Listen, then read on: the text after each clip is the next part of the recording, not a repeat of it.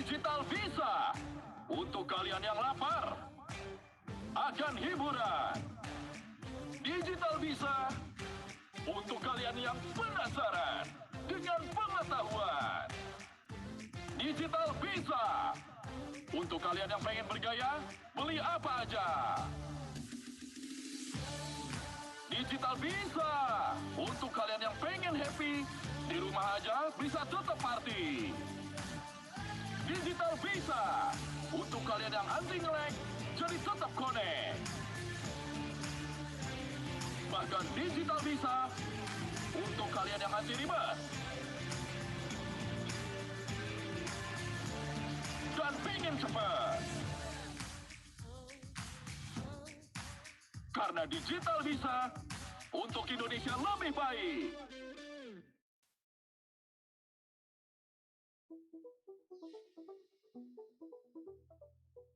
Nowadays, the need to have some conveniences, amenities, and secure data services have become an important part to every business owner. Also, they want to have the system to be in a place that affordable and accessible for them. Digital networks and platforms in order to become the digital industry 4.0. This is the answer for some challenges and demands related to cloud computing based on industry needs from data recovery, data backup, virtual management, email, software development, cybersecurity, system integration to web application development. Flow Cloud provides public, private, and hybrid multi-cloud platforms in which you can get fast, smooth, and effortless services to bring the customer experience to you. A startup company which focuses on serving online payment uses cloud computing to build an app that can help the small restaurant to do a transaction with their customer by using a smartphone. Many enterprises use cloud computing to build a better infrastructure to fulfill what market needs. In the government sector, cloud computing takes a major role in big data analytics as a part of decision-making to create policy. Flow Cloud has its servers scattered around Indonesia with the best quality, the highest performance security, and the fastest connection. Therefore, you can have the best cloud computing for your business growth with minimum expenses. Flow Cloud supports your business to grow first. After that, let's accelerate together with us. Flow Cloud is the one-stop solution for industries to have the best cloud computing service by Indonesia for Indonesia. No matter your industries, locations, or size, we provide the best solution to grow your business to the next level. Flow Cloud, Indonesia Digital Hub Accelerator.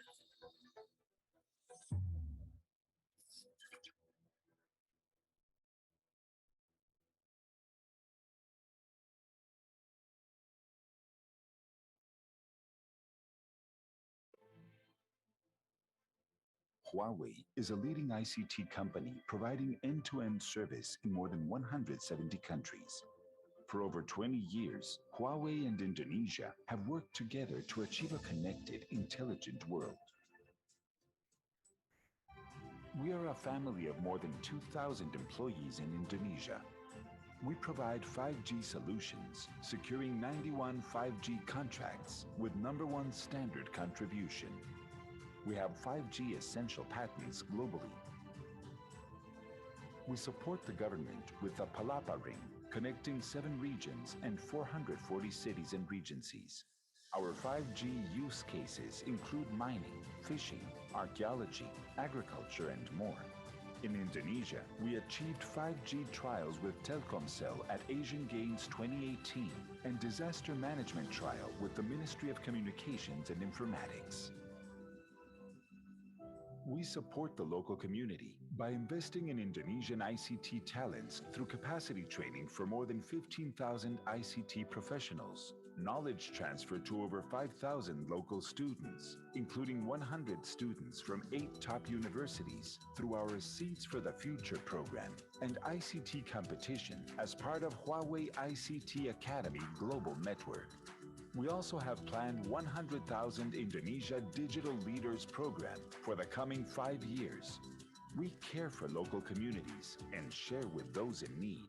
To support Indonesia fight the coronavirus outbreak in 2020, Huawei provided our technology for online education and video conferencing and AI diagnosis solutions for hospitals.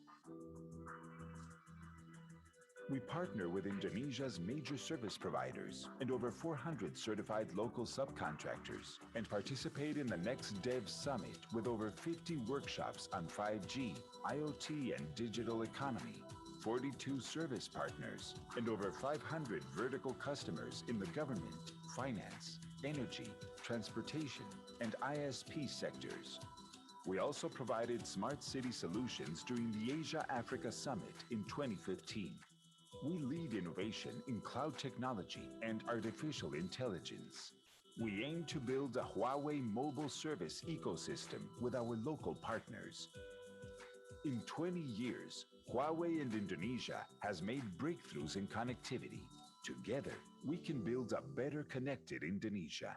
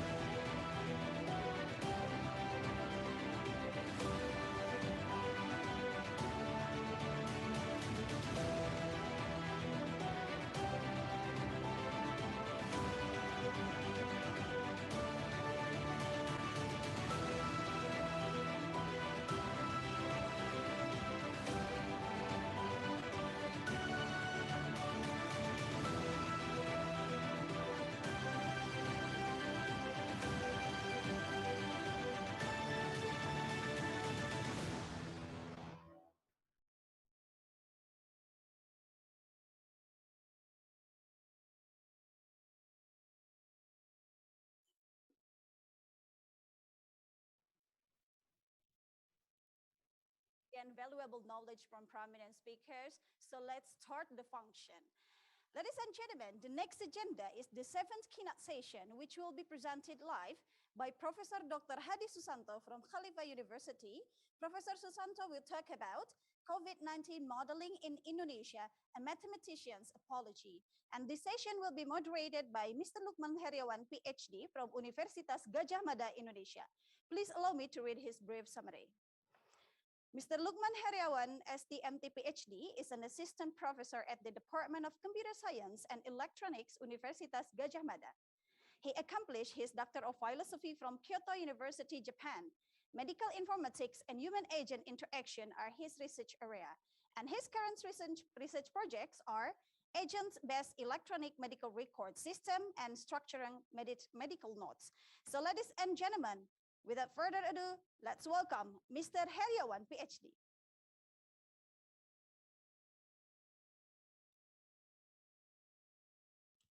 I'm sorry. Thank you very much for the time, the MC. Let me introduce Prof. Hadi Susanto, background, and also thank you very much for Prof. Hadi to be attend in this conference.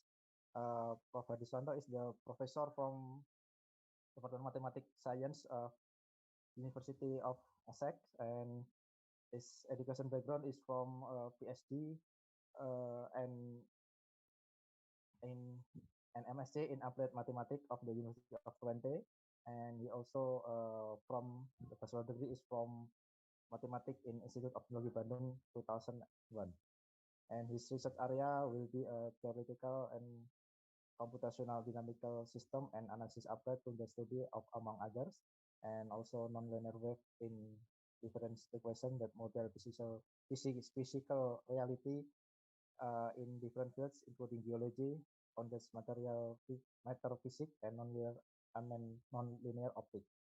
And we have several publications, and which is some of them is recently is about the epidemic modeling of COVID-19 in Asian country using genetic particle fitting algorithm with the presence of second wave. And second is about the removing non-smoothness in solving Black Scholes equation using a perturbation method. I think it's quite trend this research publication. Okay, let me introduce Prof. Hadi, please. This time is yours. Please, Prof. Hadi. Thank you very much. Please.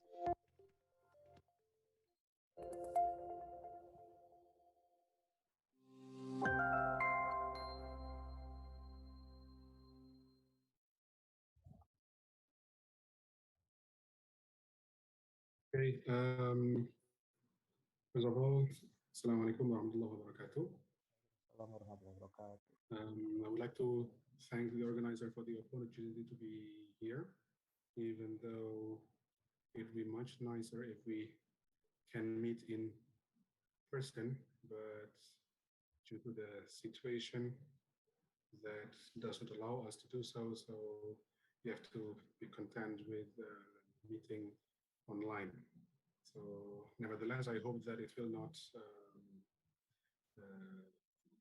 reduce the benefit of the program.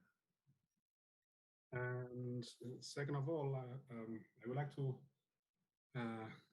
apologize in advance that, as you could see from the introduction, the kind introduction given by Pak Lukman, that basically I am a mathematician.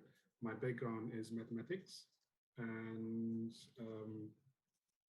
so it's a bit far away from the topic of the conference. However, I will try to connect what I have been doing in the past couple of months with COVID-19 pandemic to the current the topic of the conference. And then the third of all, if you see later on anything interesting from my presentation, then basically that is due to my collaborators from the consortium SimCovid that I will explain in a moment. And if you find anything discouraging, boring, and wrong, then the blame should be on me.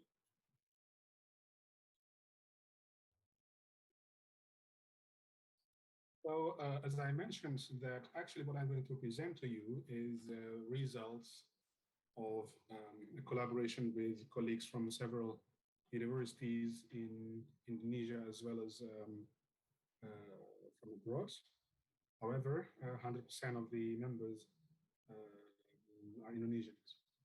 So I have the opportunity to collaborate with them, learn about COVID-19 modeling from them. And as the title of the talk, then I will see and a bit explain and a bit apologize on behalf of them if there is anything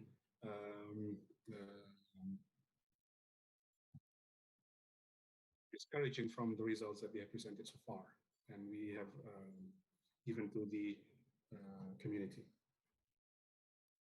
So the outline of the talk in the next about 30 minutes, I will be giving an introduction and then summaries and results of what we have done with in our consortium.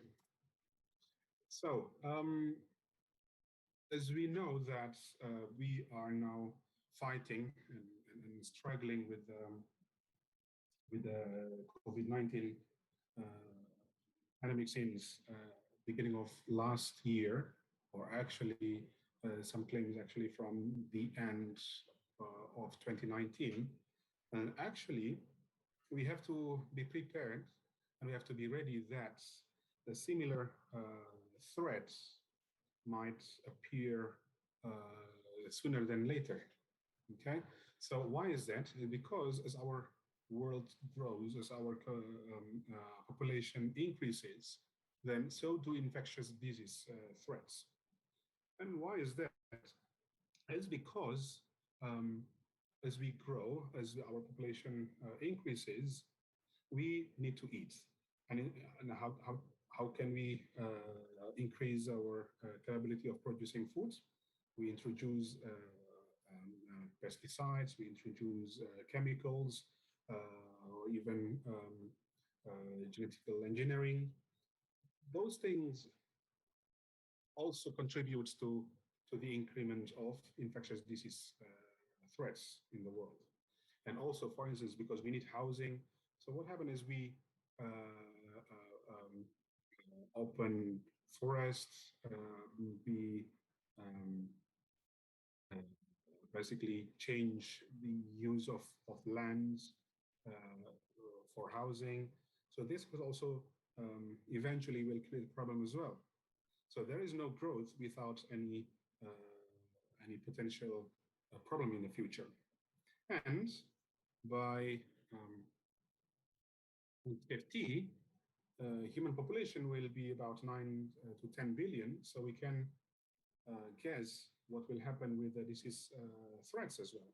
That's why it is very important to realize from the very beginning that COVID-19 that we are experiencing at the moment, of course we do not expect this, but most likely it will not be the last pandemic that we will face.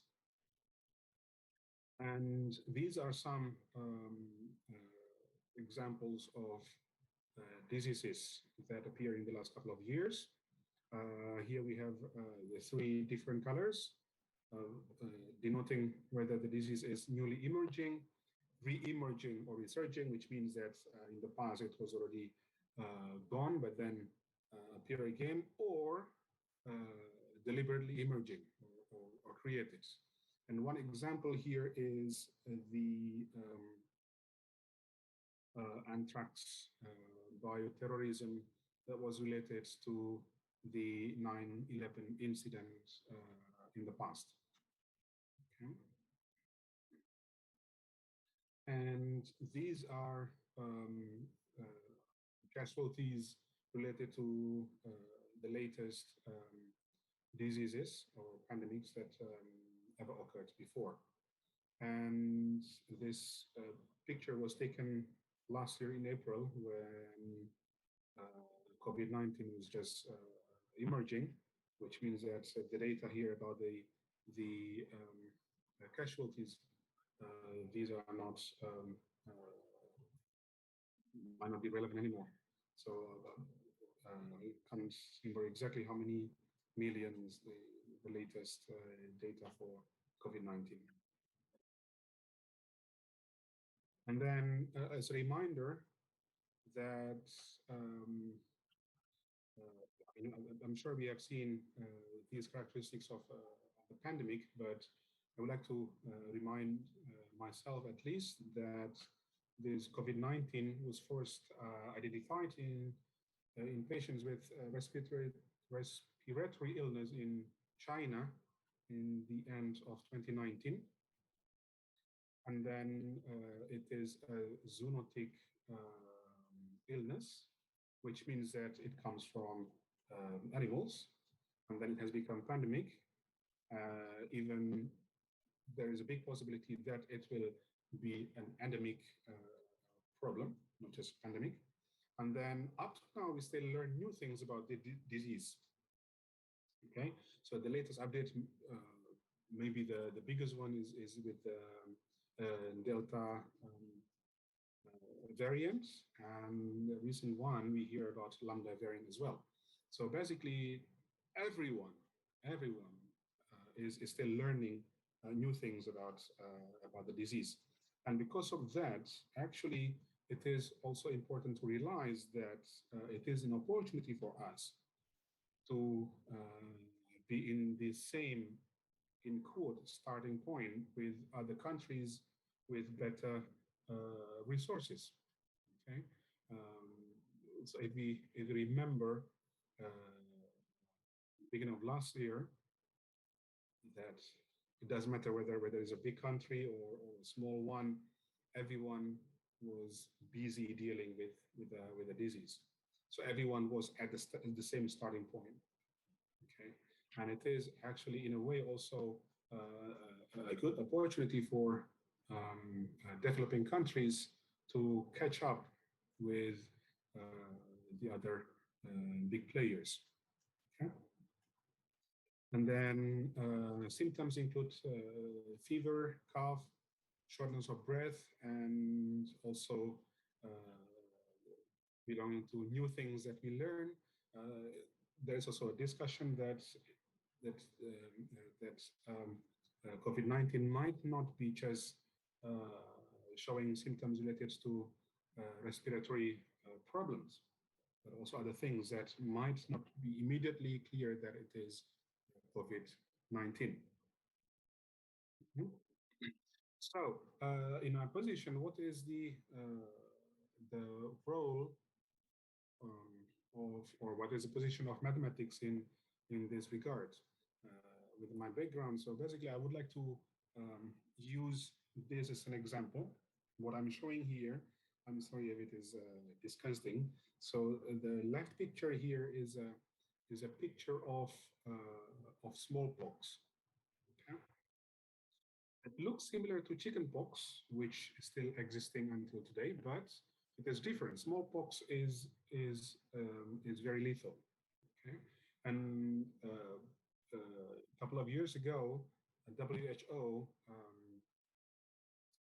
finally announced that smallpox has been eradicated, which is very very important and good news for human being in general. So the difference between smallpox and chickenpox is in a way, in a brief way, is the location of the blisters here. Okay, but the lethality is very different. So what happened is that smallpox in the 18th century, so 1700s, okay, statistics show that 3/4 of all people had been infected. So 3/4 of all people in the world at the time have been infected by smallpox. And usually, people caught it in their first 5 years of life. So which means that as a child. And then out of the people infected by smallpox, 20 to 30% were killed. And compared to COVID, this is much. This was much much stronger and was more dangerous than COVID-19. And to describe how dangerous it was. So smallpox contributed to 1/10 of all mortality at the time. Okay, so we can imagine it was a big problem. Okay, and the story of how to eradicate smallpox in the world, actually, it was starting back in 1000 BC in India.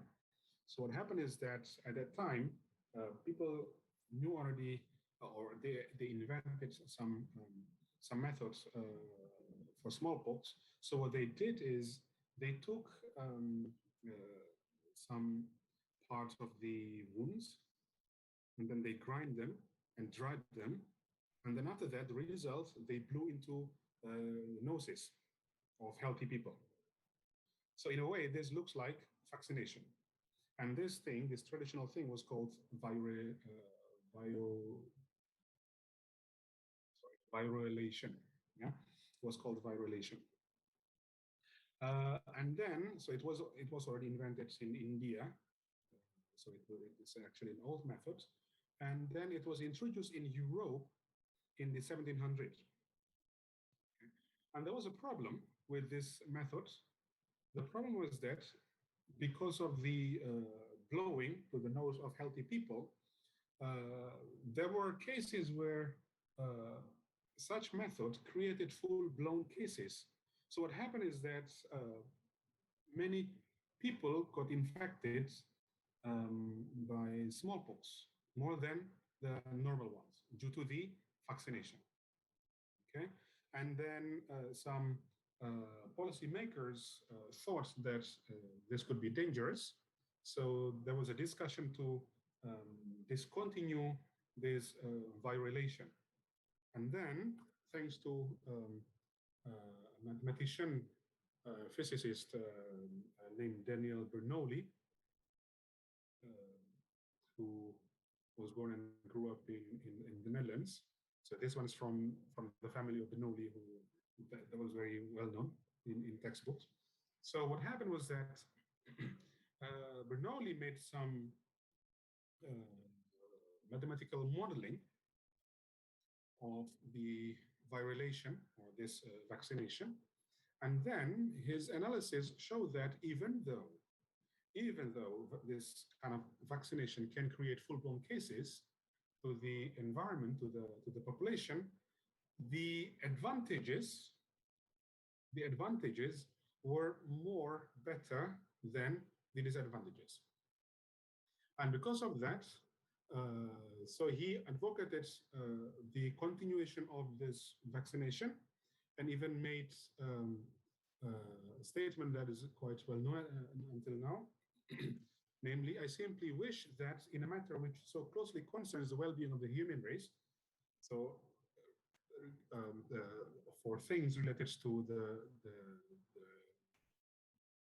well-being of human population, no decisions shall be made without all the knowledge which a little analysis and calculation can provide, which means that all decision that is related to the well-being of the human population, then basically such decision must be accompanied by some mathematics.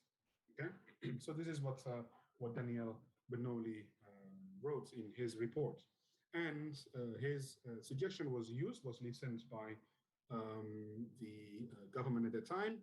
So they kept continuing the vaccination, which in the end led to the eradication of smallpox. So what we see from, or what we can conclude from the previous description is that mathematical modeling is important for these reasons. So the first one is a forecasting and evaluation, namely calculate risk and benefits, just like what Daniel Bernoulli did. And the mathematical modeling can be used to provide feedback to national policies. So, and this can go back and forth, which means that there is a biflow in both directions between mathematical modeling and national policies. Okay, so this is the importance of mathematical modeling that I would like to emphasize in this occasion. And regarding COVID-19, I would like to bring to your attention some very good examples from foreign countries that describe how the interaction between national policies and mathematical modeling here. So the first one is this. This was taken from March 2020. So the beginning of last year, when the COVID-19 was just starting. So what is interesting here is that the Dutch government, they used a mathematician named Jacco Wallinga. Jacco Wallinga is currently one of the best epidemiologists that we have in the world. Okay, so the Dutch government consulted Jacco Wallinga to decide what they're going to do. What is interesting is that in the end, they made their own national policies based on the analysis provided by Wallinga and his group. And so the first example is in the Netherlands. The next example is in the UK. So March 2020, UK government at the time decided to delay, but not to contain. So what happened was that the Prime Minister, Boris Johnson, made a press conference that the people in the UK, they have to be ready to lose their loved ones because the government would not do lockdown, not lock down the country.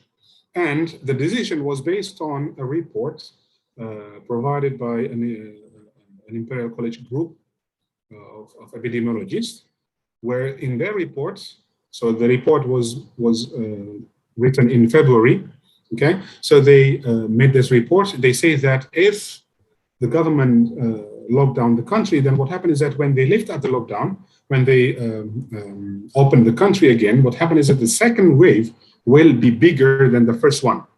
Okay, so this one is from February report. And because of the report, the government said no lockdown.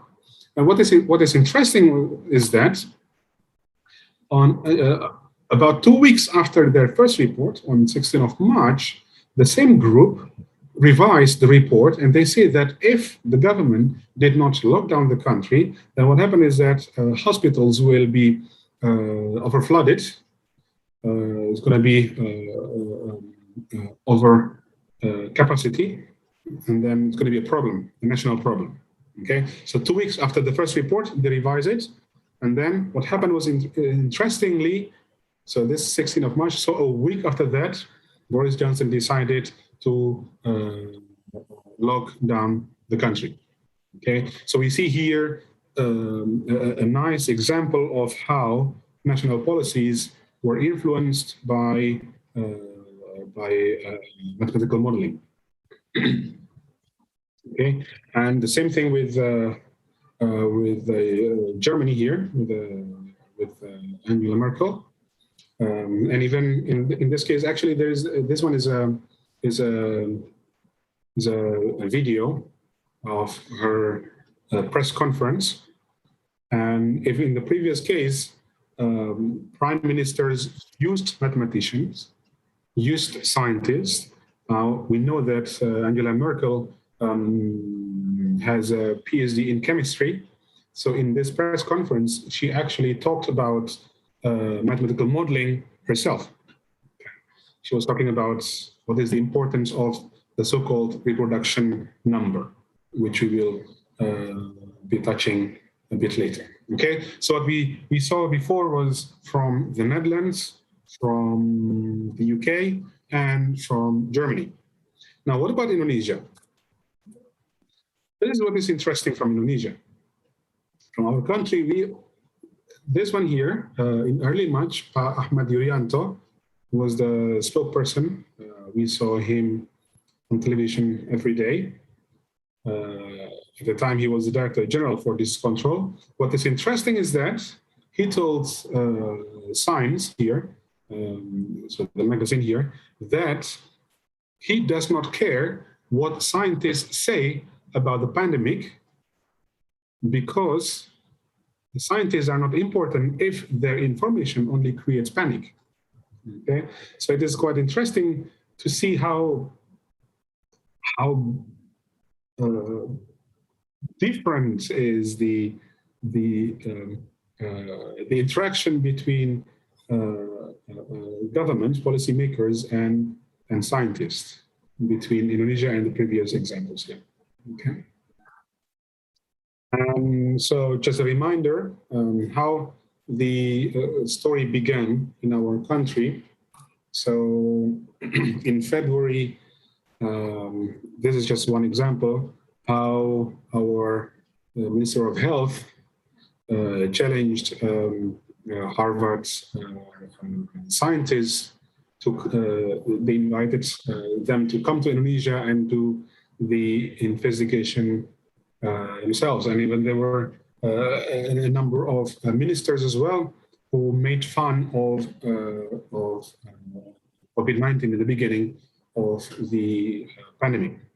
Okay? And actually, I would like to bring this to your attention. What is the story? Which part of Harvard report that made this reaction from our government? Because I believe that not many of us here saw which report that Harvard was talking about here, which Harvard report that the minister was talking about here. Okay, so actually what happened was that actually the beginning of the story was this one. Okay, this is a report that was written by Mark Lipschitz and his group from Harvard, where basically they did some simple, actually what their analysis is very simple actually. And for those studying statistics in undergraduates, you might have learned the same methods that they use, with some, of course, some refinement. Okay, so where basically they predicted how many infected people or travelers coming to countries from the number of passengers coming into the country. Okay? But what is interesting was that this is actually not the only report mentioning about Indonesia and the missing cases that the government did not catch at the time. Okay, so this one's the only report. So for instance, there's this one here. So the report from Harvard was in February, 11 February. This one here is actually appear in January. Okay, just about 2 weeks before that, but this is already published in January. Where we mention here, this one here. They analyzed how many people or travelers from China or from Wuhan specifically come to Indonesia through Bali. And they got this number here. And they say that because it's a big number. So if you see carefully, so this one is per month, yeah? Travelers per month. So it's about more than 2,000, almost 2,500 travelers per month coming to Denpasar. So because it's big, it's big traffic, so there must be some cases coming into the country as well. And so the Harvard report, actually what they said is that this one here, so they use, basically they use regression analysis with some confidence interval. They concluded that every 14 passengers per day, okay, every 14 passengers per day actually are associated with one additional imported case in expectation. So basically every 14 passengers per day coming from outside to Indonesia, from China, for instance, to Indonesia, then we should expect at least one case. Yeah.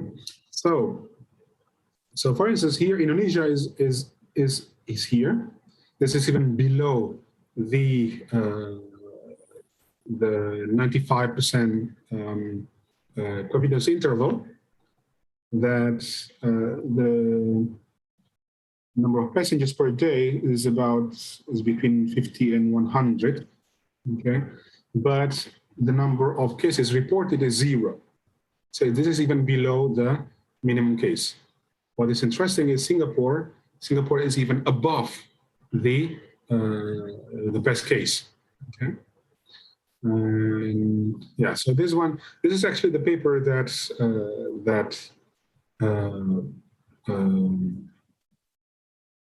made the headline. Okay.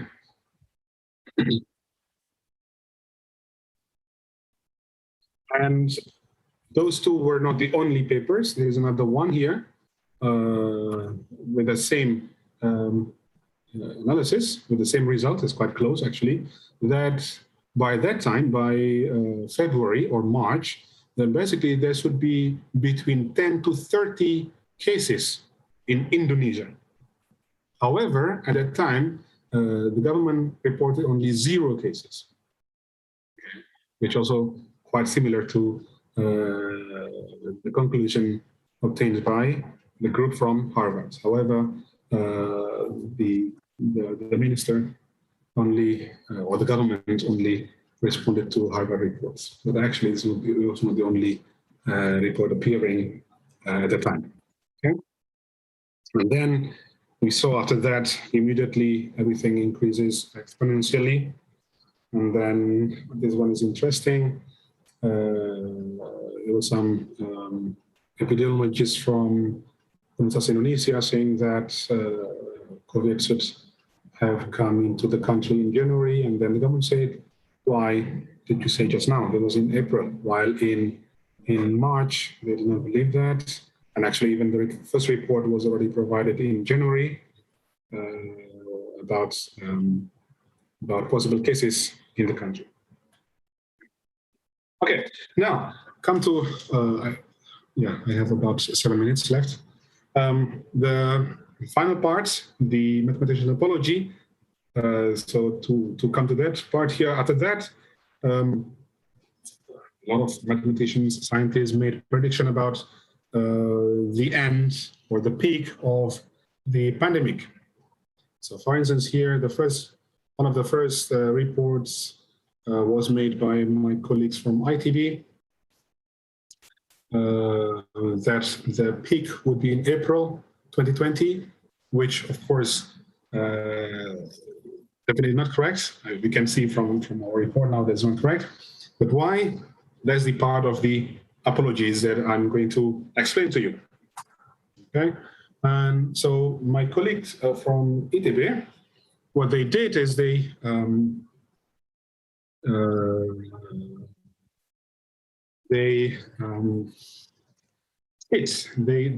fitted data reported by the government at the time, which was too early, to some function, which is called recharge curve here.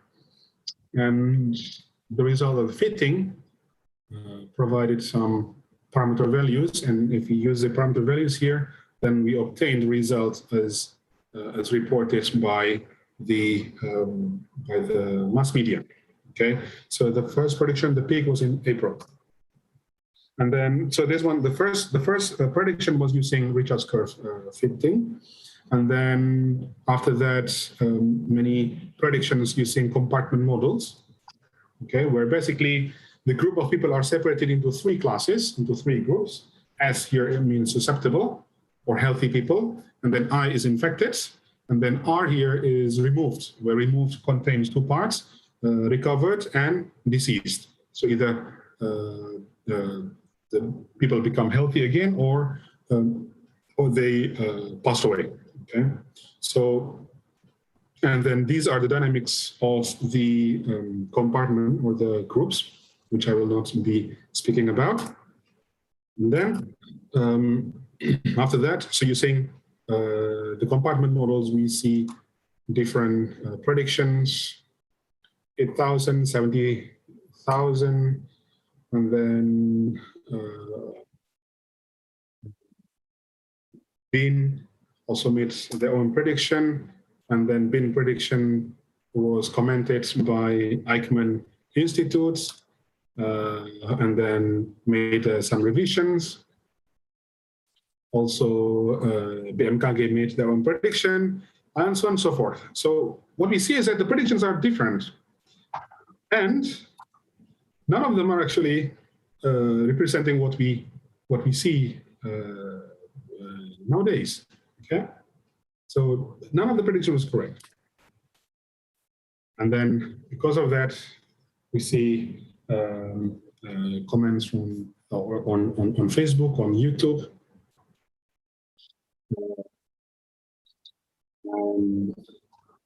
Yeah, so now okay, so the prediction was it's going to be in April or July, but what we see is that even the first peak was in February this year. So it was long time beyond the predicted period. Now the question is, why is that? Is how could this happen? Actually, the in quote mistake that we made here is not just solely the mistake of Indonesian mathematicians. It's actually a common mistake, even in the so-called Q1 papers that we used to hear. So, for instance, I'm going to use this example here. One paper that's published in Chaos, Solitons, and Fractals. So CSF is a Q1 journal, and this paper appeared basically last year. And if you check on Google Scholar, this paper has been cited hundreds of times already. So this is a very popular paper. Okay. Now if you look, what happened is with the paper is that actually they use the compartment model that we saw before. They feed it with the data from China, and they say, oh, look, compartment model can be used to predict when is the peak. Okay. So you're saying the same method, they apply their analysis to data from Italy, and they came up with a conclusion that, please take a look at the prediction here, that the peak would happen in March 2020, okay? And then the maximum number of confirmed cases would be 26,000. Please look at the dates and the numbers. And the number of deaths by the end of the epidemics would be 18,000. Okay, so the peak would be in March. The number of cases, active cases would be, at peak would be 26,000, and the number of deaths by the end of the epidemics would be 18,000. Now, if we look at current data, the prediction was in March, right? The peak. No, it was not in March, actually. What happened, the real peak happens about the end of April. So almost 2 months different. And then at the peak, it was predicted 26,000 of active cases. Now, what we see here is that at the peak, it's about half of 20 to 50,000. So more than 100,000 1,000. So 4 times factor difference, okay? So what happened, the actual data is 4 times the prediction. And then by the time of the end of the epidemic, there will be 18,000. Actually, no, it's not 18,000. The reported data of death is actually 36,000. Yeah, instead of 18,000, it's actually 36,000. 36,000. So that would be twice the number, the predicted number. And even this new paper here that appeared about last month, so a month ago in Nature Communications, I'm sure you know how prestigious this magazine, this journal is. So this paper claimed that, that actually the number of deaths in Italy by September last year, was not 36,000, but almost double, up to 60,000. So we can imagine how off was the prediction of the paper. And the paper was cited by hundreds of other papers. Okay, so so the same mistake was made by other researchers as well. Pak Lukman, I think I ran out of time already. So how many more minutes can I have? Okay, maybe 4 minutes again. Okay. Okay, I'll try to wrap up in 4 minutes. Yeah, so if you're interested, how could be the difference between the data reported by the government, the Italian government, which is 36,000, to maybe the actual data, which is 60,000 deaths by September last year. We can please ask in the question and answer session. So I'm going to continue. So this is my apology. What is the problem here? Okay, as I told you in the beginning that that we are learning new things. Okay, up to now. And then the predictions we made, or the scientists and mathematicians made, were in the very beginning of the pandemic. So we're still learning of what happened in the beginning. Yeah. So after that, so now we learn, one of the new things that we learn as a mathematician is that the first one, the mistake is that either the curve fitting, Richard's curve, or the compartment models, or other models that we use nowadays to predict the peak or the end of the pandemic, actually there is a problem there. The problem is that the model did not take into account the adjustments that human beings made, that the government made. Okay, so actually the prediction will be nice if we use it on animals, on cattle, for instance. Okay? There is no adjustment. So what happened is that there is an infection, then infection will spread, and then in that case, then we can predict what happened with the peak, when it's going to happen. But because human beings adapt, people adjust. If we see the increment of casualties, then we make lockdown and so on and so forth. So what happened is that it cannot follow the same prediction, okay, which we did not take into account. Also, actually, we made also assumptions. When we do modeling, we made assumptions. However, the assumptions here were difficult to explain to the reporters. So what happened is that the reporters and mass media only quote the final claim, the final result of the analysis, which actually depends very much on the assumptions.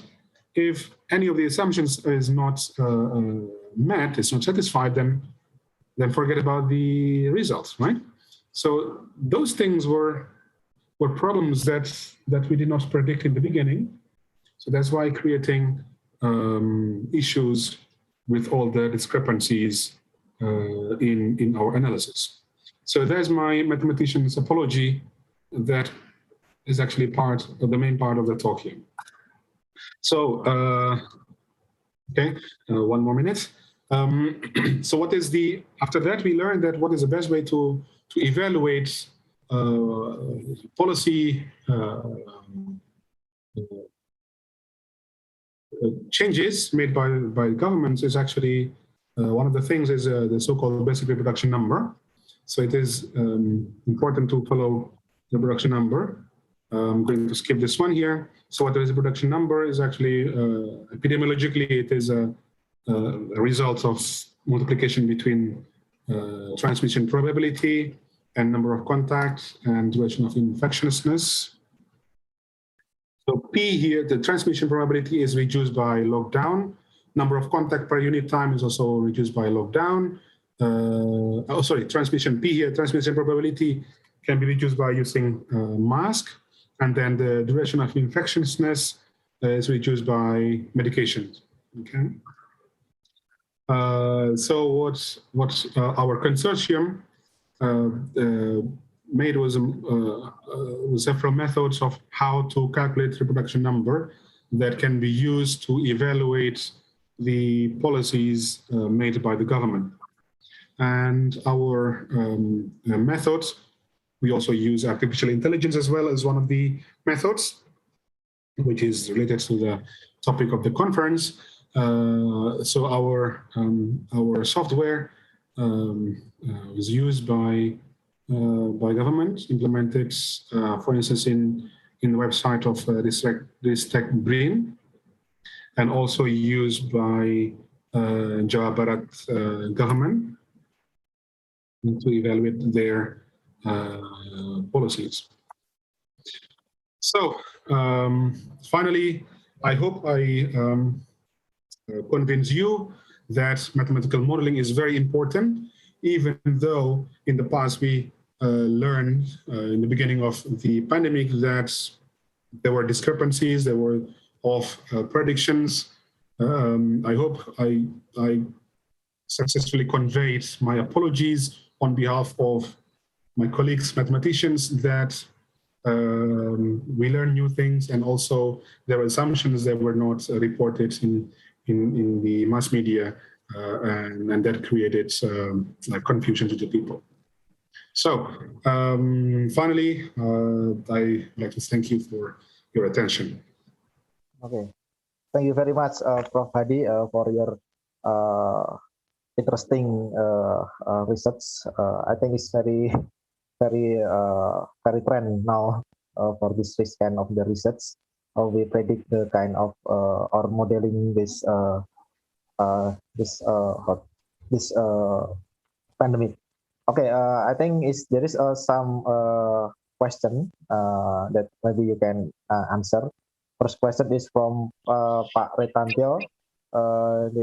He asked about on 16th March, why did the group change the model? What parameter variable were changed and what made the change of the model? In your presentation, you said that on 6 March, the group is changed the model. So is in the question and answer? Yes.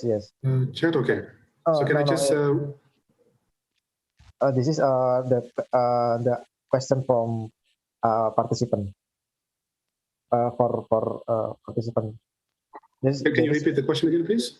On 16 March, why did the group change the model, and what parameter variable were changed, and what made the change of the model? Oh, is that about the report from Imperial College Group? Yeah, yes. Okay, so if that's the case, if that's the question, so actually, what they change in their model, of course, I can't speak on their behalf, but I'm going to just answer the question based on my understanding. So in the first report, what happened was they just used the compartment model as it is, okay? Without taking into account the capacity of hospitals in the country and so on and so forth. Okay. So they use that model to get results. That what happened is that if the government put a lockdown in the country, then after they lift up the lockdown, then what happened is the second wave will be bigger. And actually we can explain that mathematically. So the claim was correct at that time, okay? And then they changed their analysis after, of course, receiving some inputs, some suggestions that their calculations should include the health capacity. So for instance,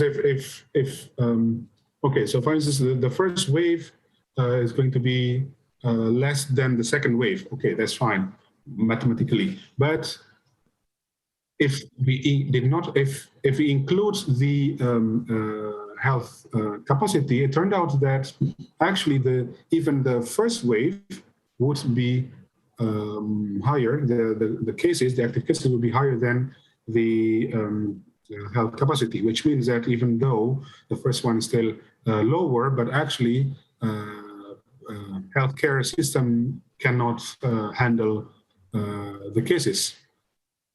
Okay, so they made the revision, they revised their analysis. And so it's going to be changed completely the results, but still it is an acceptable excuse, acceptable argument that there is always a revision to our analysis. Thank you. Okay, second question is from Pak Joni Aritonang. In this in the question answer system. This is first, how do we analyze and calculate in this case what is the X factor for the number of the COVID-19 virus so that we can make decision in controlling the spread, its spread. How the formula can be made so that it can reduce the spread factor. Okay, the formula and the numbers cannot reduce the spreading in actual life. Okay, because numbers are just numbers. What can make changes is if the numbers or the analysis is implemented by policymakers. Now, regarding the reproduction numbers, the three factors there, which actually already explained in my presentation. So there's transmission probability, number of contacts, and the period of infectiousness. So if we can control these three, then basically it will reduce the spreading. Okay, I'm sorry. So these three are the main part. Yeah. So we have to reduce the transmission probability, which so far is used by is controlled using mask, and then number of contacts, which is controlled by lockdown, by reducing our interaction with other people, and then the period of infectiousness, which is done by vaccine and medication. Vaccine is still ongoing. Medication, I don't think there is any clear medicine that can be claimed to be effective at the moment. I know in Abu Dhabi, the government is now on trial of certain medicines, and they claim that the result is good, but at the moment we don't have any scientific report yet. Okay, so basically those three things that are the main parts, and then what we learn after that is that, okay, so one of the recent results that we obtained in our consortium is that we did not take into account the cost of doing lockdowns, doing wearing masks, and so on and so forth. So in that case, then actually we need to include or to use game theory, where we should include the cost of the policies. So for instance, we just, from the very beginning, we just say that, oh, use mask. The government asked the police, the army to to walk around and implement everyone to wear masks. But what we did not take into account is that actually wearing masks is costly for Indonesian people. Not costly in terms of financial per se, not just that is expensive, but there are many costs that we did not take into account. And I did not take into account as well, I did not realize the cost here until I came to the country. So actually, so last time I came to Indonesia was in 2019 in November 2019, and then I could not come back to Indonesia, and then the first time after that was actually 1st of July, so the beginning of last month. And then I saw from interaction with relatives, with neighbors, I know that it is very expensive to wear a mask. Not just expensive in terms of financial reason, but also from many other things, which we try to include in our current model, where we use game theory, which I unfortunately did not have time to present that.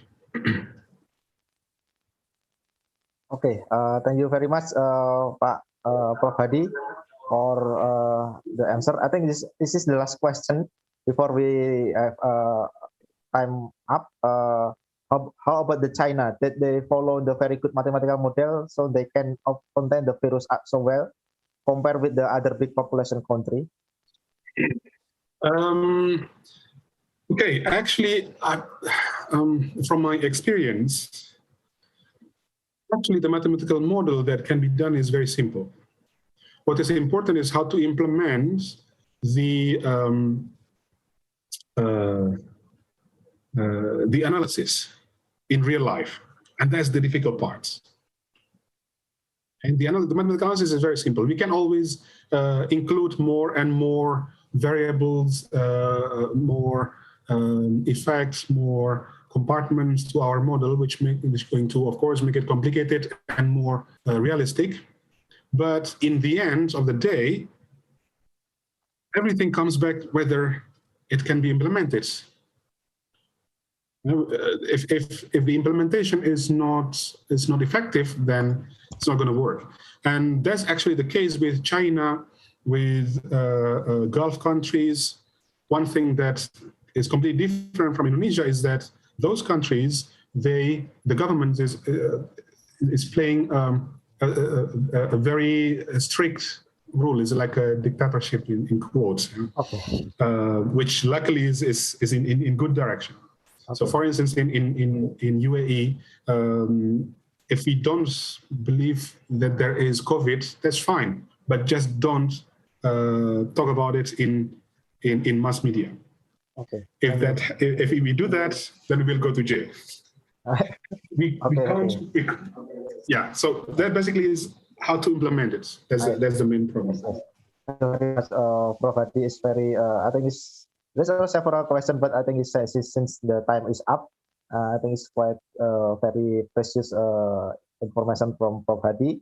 So thank you very much for the presentation. I think it's valuable time information for us to follow your research area as well. Okay, thank you. Also, I will give back the time to MC. Thank you.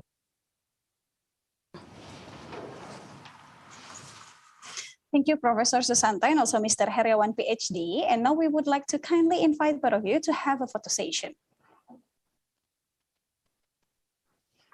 All right, so we would like to capture this moment. Would you please give your best smile for the audience?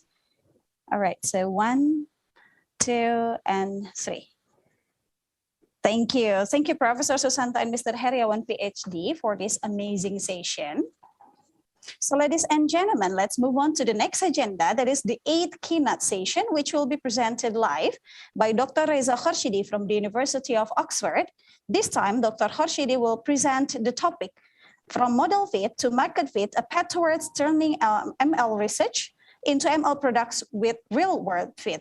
And this last keynote session will be led by Mr. Isman Kurniawan, PhD from Telkom University. So please allow me to read his brief summary. Mr. Isman Kurniawan, PhD, is a lecturer at School of Computing, Telkom University. He accomplished his doctorate in computational science from Kanazawa University, Japan.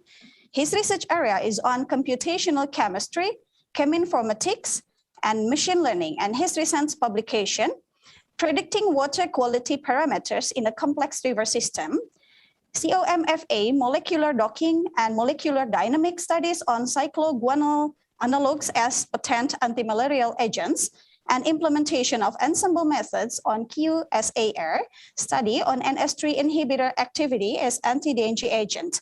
So ladies and gentlemen, let's welcome Mr. Kurniawan, PhD. Okay, thank you for the introduction. Okay, Assalamualaikum warahmatullahi wabarakatuh. Okay, good afternoon, everyone. So we'll start for the last keynote session in this conference. And the keynote speaker for this session is Gadjah, Doctor of Philosophy, for a speech with the topic from model.fit to market.fit about toward turning machine learning research in. Okay, first, I would like to greet Dr. Reza. Hello, Dr. Reza. Good afternoon. Hi, nice to meet you, everyone. Okay, how are you? I'm all right. I just saw in the chat somebody said, Terima kasih, Professor Hadi, and it reminded me of my trip to Indonesia almost 5-6 years ago. It's a pity that we cannot see you guys in person in your beautiful country. Yes, okay. So yeah, I hope we always in good health in this pandemic condition. So before we start the speech, I will introduce briefly about the keynote speaker. Okay, as I said before, the keynote session is Gadjah, Dr. Phil. He is a chief scientist at AIG and also PI at Deep Medicine program of the University of Oxford. He obtained a Dr. Phil degree in machine learning science from University of Oxford in 2011. Research are these several topics: probabilistic machine learning and deep sequence model for biomedical informatics, population health, and precision medicine.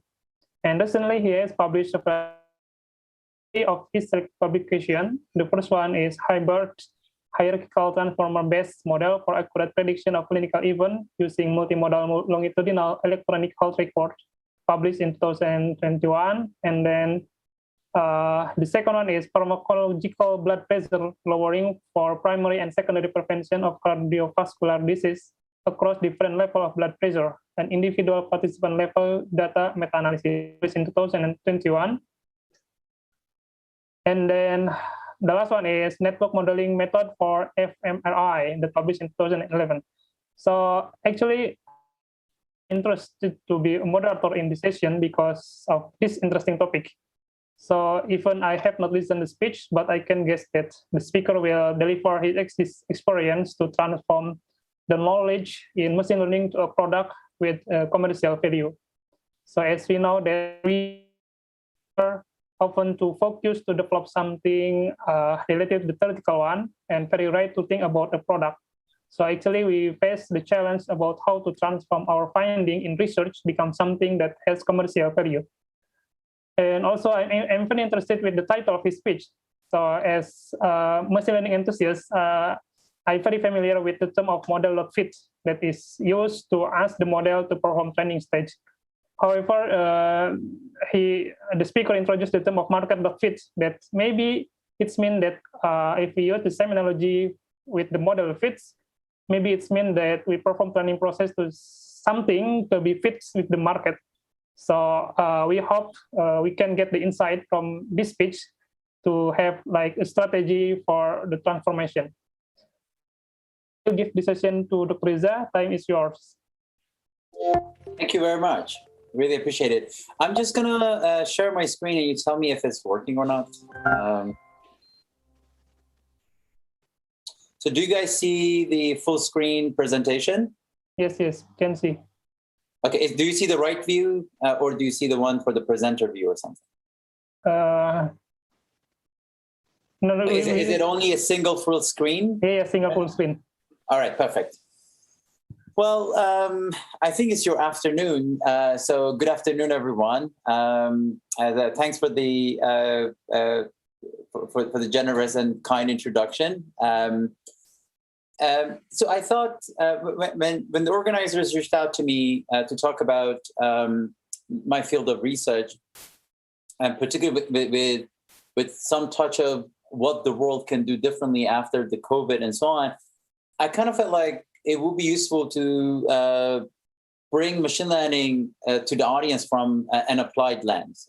So by that, I mean trying to kind of talk about, there has been so much advances in the field, how are they going to be translated to real world? And in the earlier talk, as you might have heard from Professor Hadi, he was kind of mentioning the same thing, that the mathematical modeling can be done, can become more and more complex, but real challenge is, how do you take it to the real world? So anybody who comes from a modeling background, they are familiar with the concept of model fit. So usually when you code it in Python or something, you do model.fit and it trains the model. Here we use the same concept and talking about market. So without further ado, let's get into the details. If anybody is interested in staying in touch to discuss some of these topics, feel free to use my email address or handles on Twitter and so on. And I'm more than happy to answer any question or continue the conversation if needed after this. So let's begin with a little bit of an overview of ML systems. So we keep hearing about machine learning, AI are doing are so exciting. Everybody's interested in them. Why is that so? And you might hear from a scientist who might tell you, well, the number of publications are growing, the accuracy of the models are increasing. And then you might hear from hardware people that might say, oh, our computer is a lot more powerful, a lot faster, and so on. But if you ask an economist, the economist usually will tell you that whenever there is this sort of interest in a technology on the applied side, they usually tend to drive the cost of something down. And that's something in the world of machine learning is prediction. So in other words, an economist will tell you that what machine learning does is that it drives the cost of prediction down. So what happened in the past almost half a century or more is that through the advances of machine learning, our ability to predict became a lot cheaper and so on. So, and that's the argument that AJ Agrawal and co-authors talk about in their book called Prediction Machines. Another thing that an economist will tell you is that these sort of technologies are not alone in getting the job done. Like in this example of machine learning, when we think about the kind of, like we said, machine learning drives the cost of prediction down. Is prediction the only thing that matters? Like it all is, in order to fulfill an objective in real world, is all you need a prediction, or do you need more than that? So for example, if you look at a typical ecosystem within which AI or machine learning operates, you have data in one hand, and data is fed to a model, which is the prediction, which is what we usually refer to as the model fit. And then that prediction gets turned into an action. And that action leads to an outcome. And then you look at the outcome and you say, well, is it working or not? Is it good or not? And then you basically correct course and use that feedback as part of your learning mechanism. And then that could create new data for you, or it might influence the way you use the data, and that cycle continues. And also, in order for the prediction to be mapped to an action, you might exercise judgment. Like, for example, a model might say the number of people who might get COVID might be going up by 10% or 20%, but that doesn't mean it's a ready decision. It's just an input to a decision process that a politician's judgment might be paired with that prediction that might lead to a decision such as everybody should wear masks, or we're going to go through a lockdown, or we're only going to keep the essential shops open, and so on. So this is really the ecosystem that you saw happen in the past couple of years in everybody's life, that there are different types of models that predict the efficacy of vaccine, the models that predict the spread of the disease, the models that predict the risk of hospitalizations, hospital load, and so on. And then when they got paired with some judgment, political judgment, economic judgment, health outcome judgment, some actions came out of it. And in some countries, these actions led to good outcomes. In some countries, a different set of actions led to outcomes that were not desirable. And that led to a feedback loop that countries started to change their way of the next decisions they made. So, for example, as you see in different countries, at different stages of the pandemic, there were some response to how much error they had in their decision making and so on. And that led to more data, more learning, and so on and so on. So anyway, so far what we talked about is that from an applied perspective, from a commercial or applied perspective, usually when we think about machine learning, economic view of it should be in the form of machine learning is going to drive the cost of prediction down. And whenever the cost of something goes down, many applied domains start to think about it as a potential opportunity because they think, can I change whatever problem I have to that technology problem? Like, for example, a similar example to that in the past was when, for example, computing became so cheap and so available. And what happened is that somebody said, photography is a chemistry problem, but look, compute is very cheap. Can we turn photography into a computing problem because it's going to have a lower cost? And that led to digital photography, right? So in the world of machine learning, what we talked about so far means that people are going to say, what are the type of problems we are facing in healthcare, in business, in various other domains? For example, you could say driving could be a problem that some industries would like to reduce the cost of. Then they say, can we turn driving, which is a human, et cetera, a story into a prediction problem, which means can model predict what a good driver will do if this is the context the driving is happening in.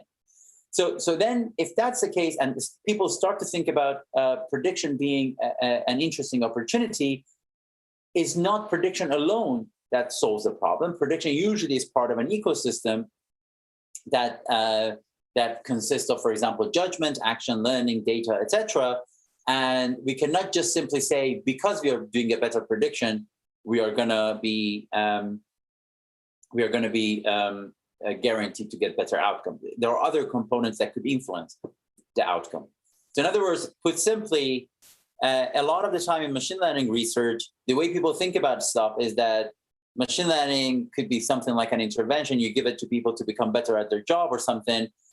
And then we believe that whatever, as the accuracy of the model increases, the x-axis, the accuracy, the outcome of that we care about is going to improve in a linear fashion almost as it. And that's not really true. Systems, the real world systems, like the one that I showed the diagram of in the previous slide, are a lot more complex than just because you got a better model doesn't really mean you're going to get better outcome. On the other hand of it, at some point, due to the improvement to your model, you could get to a situation where you have suddenly brand new opportunities that could help you think differently about the way you deal with the problem. Like, for example, in the case of COVID, if your watch, the Apple Watch, for example, can monitor your oxygen level, and suddenly you have the accuracy of predicting if somebody has COVID or not as a result of it, goes above a certain threshold, you might suddenly change your guideline for COVID and say,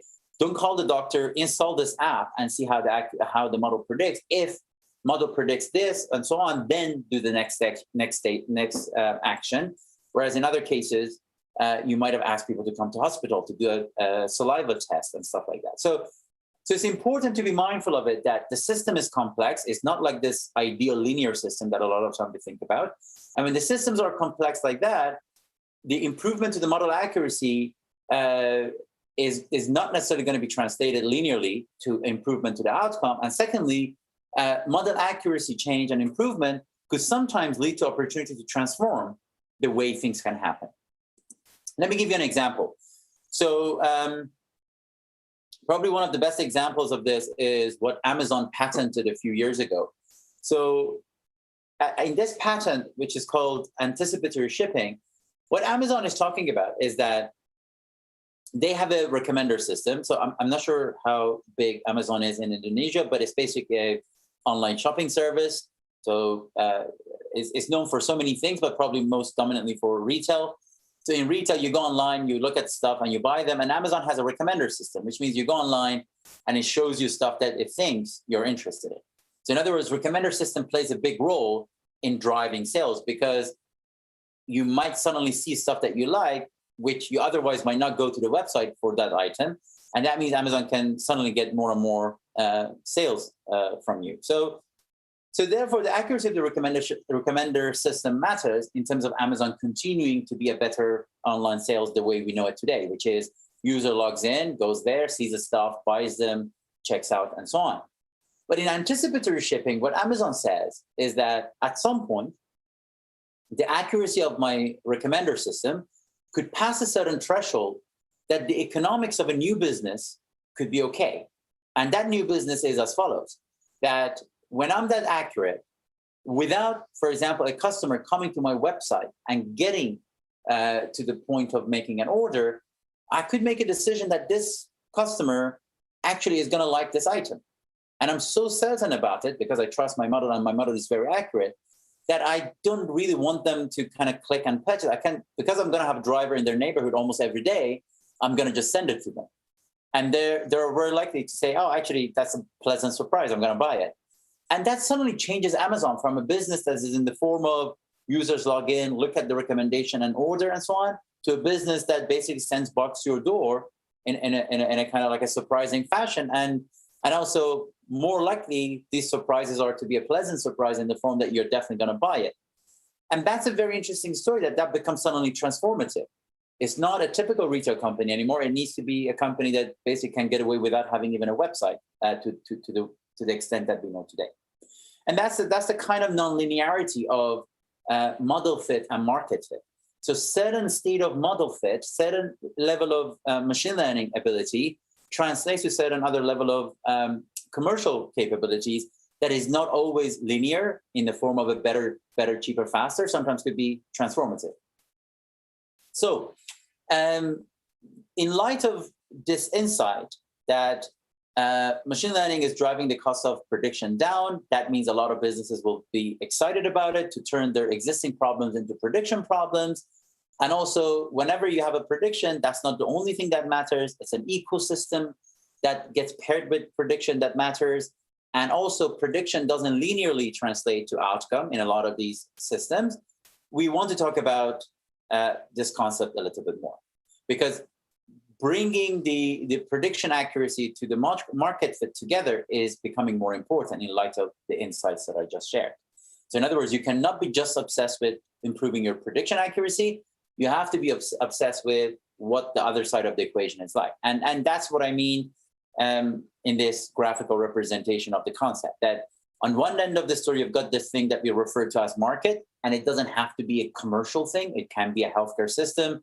It can be a government organization. It can be whatever. Usually in the world of product, it is referred to as market, which means basically people.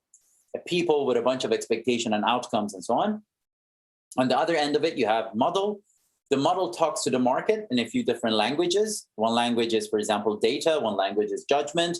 And another set of languages are metrics. So, for example, you make a prediction and you want, as a result of that, the number of deaths in a hospital to go down or the number of hospitalizations to go down and so on. So in a way, you've got certain outcomes you care about. And then the model does the kind of stuff that scientists tend to know as, for example, CS statistic, F1 score, AUC score, area under the precision recall curve, sensitivity, specificity, etc. So this is the system we want to talk a little bit more about. So in this part of the system, that's what the machine learning folks talk about all the time. This is the part of the system that product design, product management people talk about all the time. And the whole system is where I think it's important for machine learning scientists and product management to kind of start to build more and more bridges. So instead of being obsessed with model fit, or instead of being obsessed with the market fit, it's important to be obsessed with joint market fit and model fit. So to kind of make the case even stronger, I want to refer to this quote from Andy Rashef, who's one of the famous people in the world of product, which says, when a great product meets a lousy market, market wins. When a lousy market meets a great product, market wins. When a great product meets a great market, something special happens. So really, people as experienced as him, what they usually see is that doesn't matter how good your model is, doesn't matter how good you think you thought about the problem, ultimately it's important for the product to be fit to the market, because otherwise, regardless of how good your ML is, how advanced it is, how cutting edge it is, how accurate it is, it's likely to fail if it's not a fit for that market. And that's what he refers to as a great market versus a lousy market, for example. So typically, when we talk about a product that is fit for a market, we are talking about these three key questions or criteria. The first one is what we call desirable, which kind of comes down to the question of will they? So what we mean here is that if you build this product, will they use it? Like, for example, you want to build a product for doctors. If you build it, will they use it? And that's not the type of question you can answer in a programming environment. This is the type of question you answer by getting out of the building and talking to your users or customers. In this case, for example, doctors. In another case, it could be a politician or a policymaker. In another case, it could be a retail customer and so on. So usually one of the key important factors in a product success is for the product to be desirable. And that means, will they use it if we build it? And that gets answered by getting out of the building and talking to people who are going to be ultimately users. No one else can answer that for you. You kind of guess about it and you could be wrong without checking with your users. But ultimately, the true answer to this question comes from testing your product with the users. Then the second question is, can we, or is it feasible? And that's a question that typically tends to be done better by people in tech, like machine learning scientists and so on. So in other words, you might say, I want to, for example, have this machine learning model that predicts the risk of rehospitalization for a patient. And if this model goes above a certain threshold, we believe it could be useful for the doctors, and doctors seem to be interested in it and so on. In that case, the question becomes, is it really possible? Can we really do it? Because that's where scientists can, machine learning scientists can have a view, and they look at the data and say, well, we don't really have enough data to be able to answer that. Maybe the first phase is data collection, or maybe we can do this because we've got some early research from other people that shows that this level of results can be achieved and so on. So in a way, the can we question also is important. So there is a will they question, there is a can we question, and then there is a viable aspect, which is should we? So just because you can do something doesn't mean you should do it. Like, in other words, should, for example, Amazon build a, for example, software system for accounting or HR? That's a good question. I mean, maybe it should, but like typically its main obsession is with customer retail, cloud, and so on. So in a way, maybe that's a distraction for this company. Can Amazon do it? Yes. If they do it, will there be customer for it? Maybe. But should they do it? Probably not, because it's a distraction. So, and that's where people from strategy and more commercial aspect come in. And that's where you might say, well, scientists might say, we can do it if you're given 5 years time, or if you're given $500 million budget. And user researchers or designers might come and say, if we build it, people are going to use it. And then the commercial folks or the strategy folks come in and say, wait a minute, we cannot wait 5 years. 5 years, the world is going to be different. Or $500 million budget is not something our company can afford. So this is what viability is about. So in a way, ideally, you would like to build stuff that you can do scientifically from an ML perspective in this case. Your customers will pay for it, find it desirable. And also, it's something that you can sustainably run as a commercial initiative, as an applied initiative. It's in line with your strategy. You have the budget for it and all those things. So usually when we talk about market fit, this is what we're talking about. Something that is feasible, desirable, and viable. And that means, will they buy it? Can we build it? Should we build it? That's the kind of stuff we talk about. So let's pick an example like Tesla. So Tesla ultimately wants to be an autonomous vehicle company. So if you think about how do you know if Tesla is ready for autonomous driving, of course, a big part of that answer, probably the most important part of that answer, is AI's ability to make certain level of accurate predictions, right? So if you were to say, I'm going to do this by getting to a certain level of accuracy in AI research, then I'm going to build the car. The risk you're going to have, in other words, today Tesla doesn't have the can we answer. Like, in other words, if you say, okay, the goal here is to build a product that is going to be an autonomous vehicle. If we build it, will they buy it? Probably yes. Can we build it? Probably no. And then should we build it? A lot of money, maybe, maybe not, nobody knows.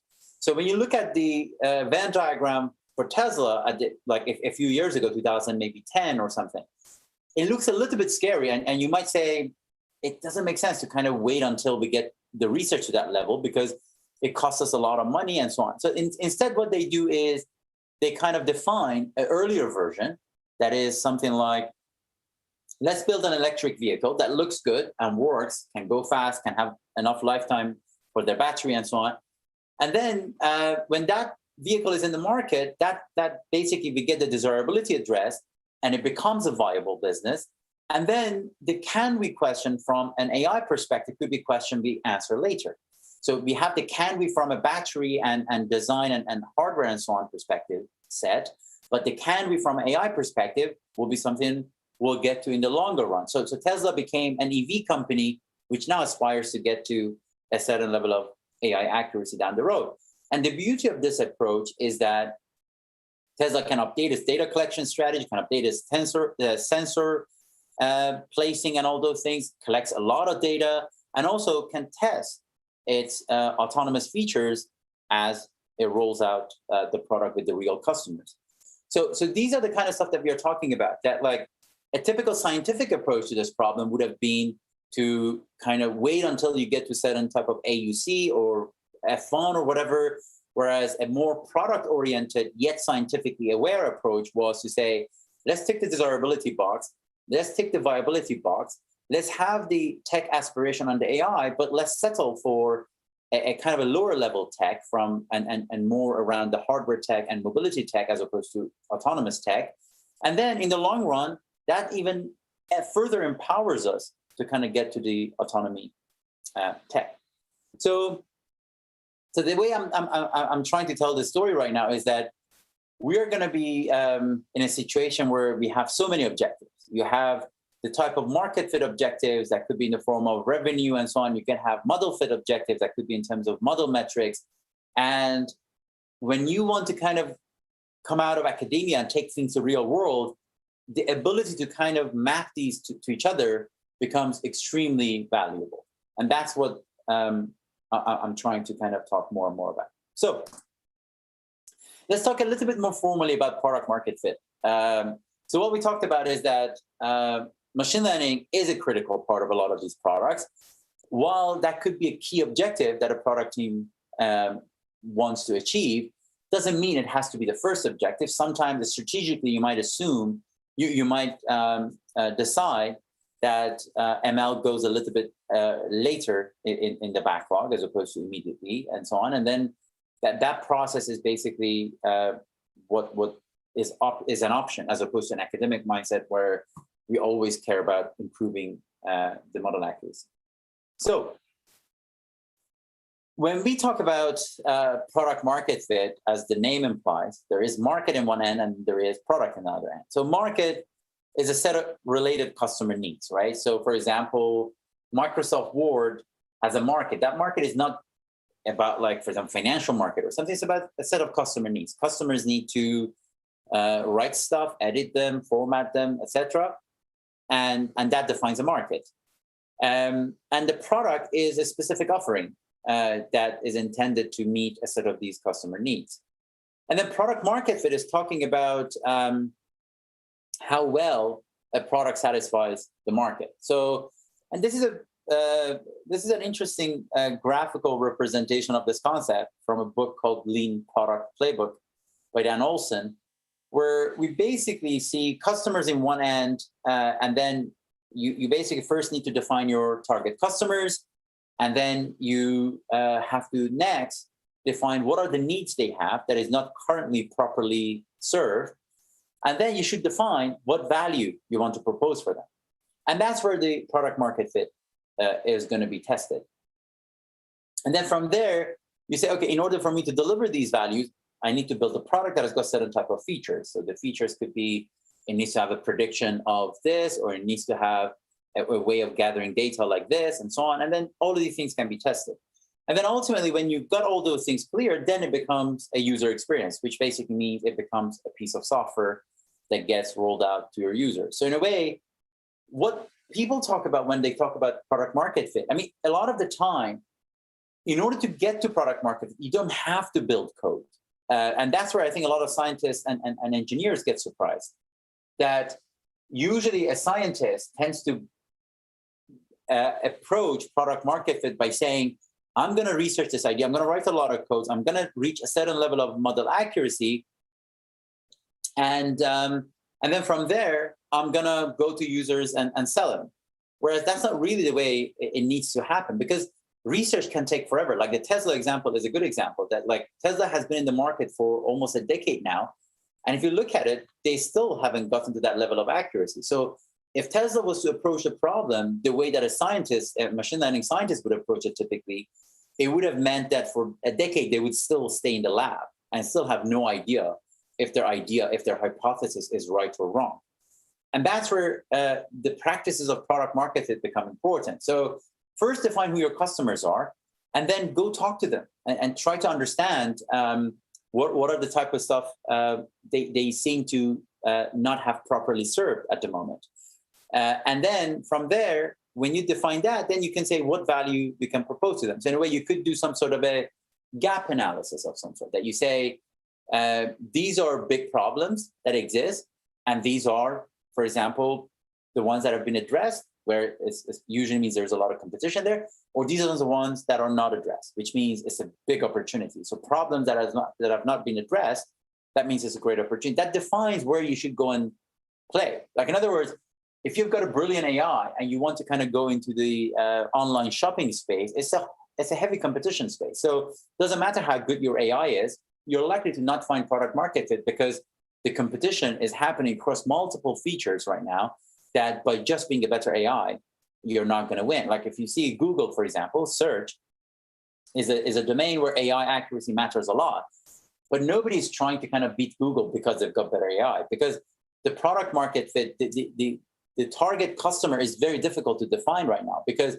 if you're trying to serve the need that is in the form of searching the web, that problem have been served quite well by Google. So it becomes really hard to define what underserved needs or one unserved need are you going to address. So when when you identified a bunch of customers that have got a certain set of needs that you think you can address, then it's time to kind of check with them, to check the idea with them. You might say, for example, okay, let's say for them you go back in time when Uber wanted to check the idea. You might kind of talk to people and say, well, actually, people don't enjoy the idea of finding a taxi. Sometimes they have to spend a lot of time next to the road until the taxi arrives. They prefer to have a little bit of prediction power in terms of when the car will arrive, or control over it. But at the same time, if you want to do that, you have to call a cab company. There's a lot of, you should have cash or whatever. And then suddenly you might end up saying, okay, there seems to be a big group of customers who think their interest in having control over when the taxi arrives and having the ability to not spend too much time on paying the driver and so on is not served. And then your value proposition might be that maybe we put an app that people enter their credit card details and we connect them to the taxi drivers and so on. And in order for you to test that idea, you don't have to code it still. You can build something very like a prototype of some sort, which is more, it could be done in PowerPoint, for instance. And then you could test it with your users, and they can come back to you and say, yeah, that would be extremely interesting for me and so on. And then you go and build the features and build the UX and roll it out to the users. And that's what we refer to as the discovery process. You know, in the discovery process, you basically talk to the customers. Customers are not supposed to tell you what solution they're looking for, because I mean, it's a lot of the time people in technology and so on are better at figuring out the solution, but customers can definitely tell you about the problems they have. So discovering the problem space better and checking some value proposition with the customer, these are the kind of stuff the customers can tell you. But then how do you translate that to a product is still down to you. So, and that's why we separate this into a problem space and the solution space. The ultimate objective here is to figure out a solution space, but you only have access to the problem space as part of this discovery. So you do more and more in the problem space, you pair that with your knowledge, creativity, etc., and you build stuff in the solution space, you test it with your users, and you repeat this loop, and over time you build better and better products. So in a way, what we are saying is that layout that I showed earlier, what we are saying is that in the first step, forget about the model even, you could say. Because a lot of the work can be done without too much coding on the left side of the diagram and purely by what they call contextual inquiry and the discovery process on the market side. So when you've done that, you have a bunch of hypothetical ways that you think a product could be built. So, and that brings us to the concept of minimum viable product. So in a minimum viable product, what we talk about is something that is functional, which means it works. In other words, when your users want to interact with it, they feel like it does something for them. It is reliable, it doesn't crash all the time, and it is usable. They find it useful to some degree.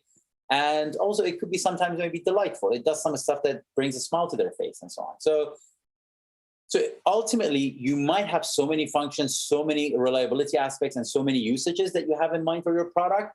But in the MVP, you try to kind of bring different pieces of each section to the user so they can engage and see it solving their problems. And then from there, they could expand more and more. So I could talk a lot more about this area, but I'm going to skip it and we could get a little bit into other aspects. And then when you become more and more certain about this is the way this product would work, you could now build beautiful designs around it. You could invest in the visual design. You could invest in the UX, interaction design, usability engineering, information architecture, and so on and so on. So all these areas are investments of resources that will be too early if done in the early days of the project, similar to the machine learning research. It would be better to kind of get some idea of product market, but then invest in advanced research, then invest in complex design upgrades and stuff like that.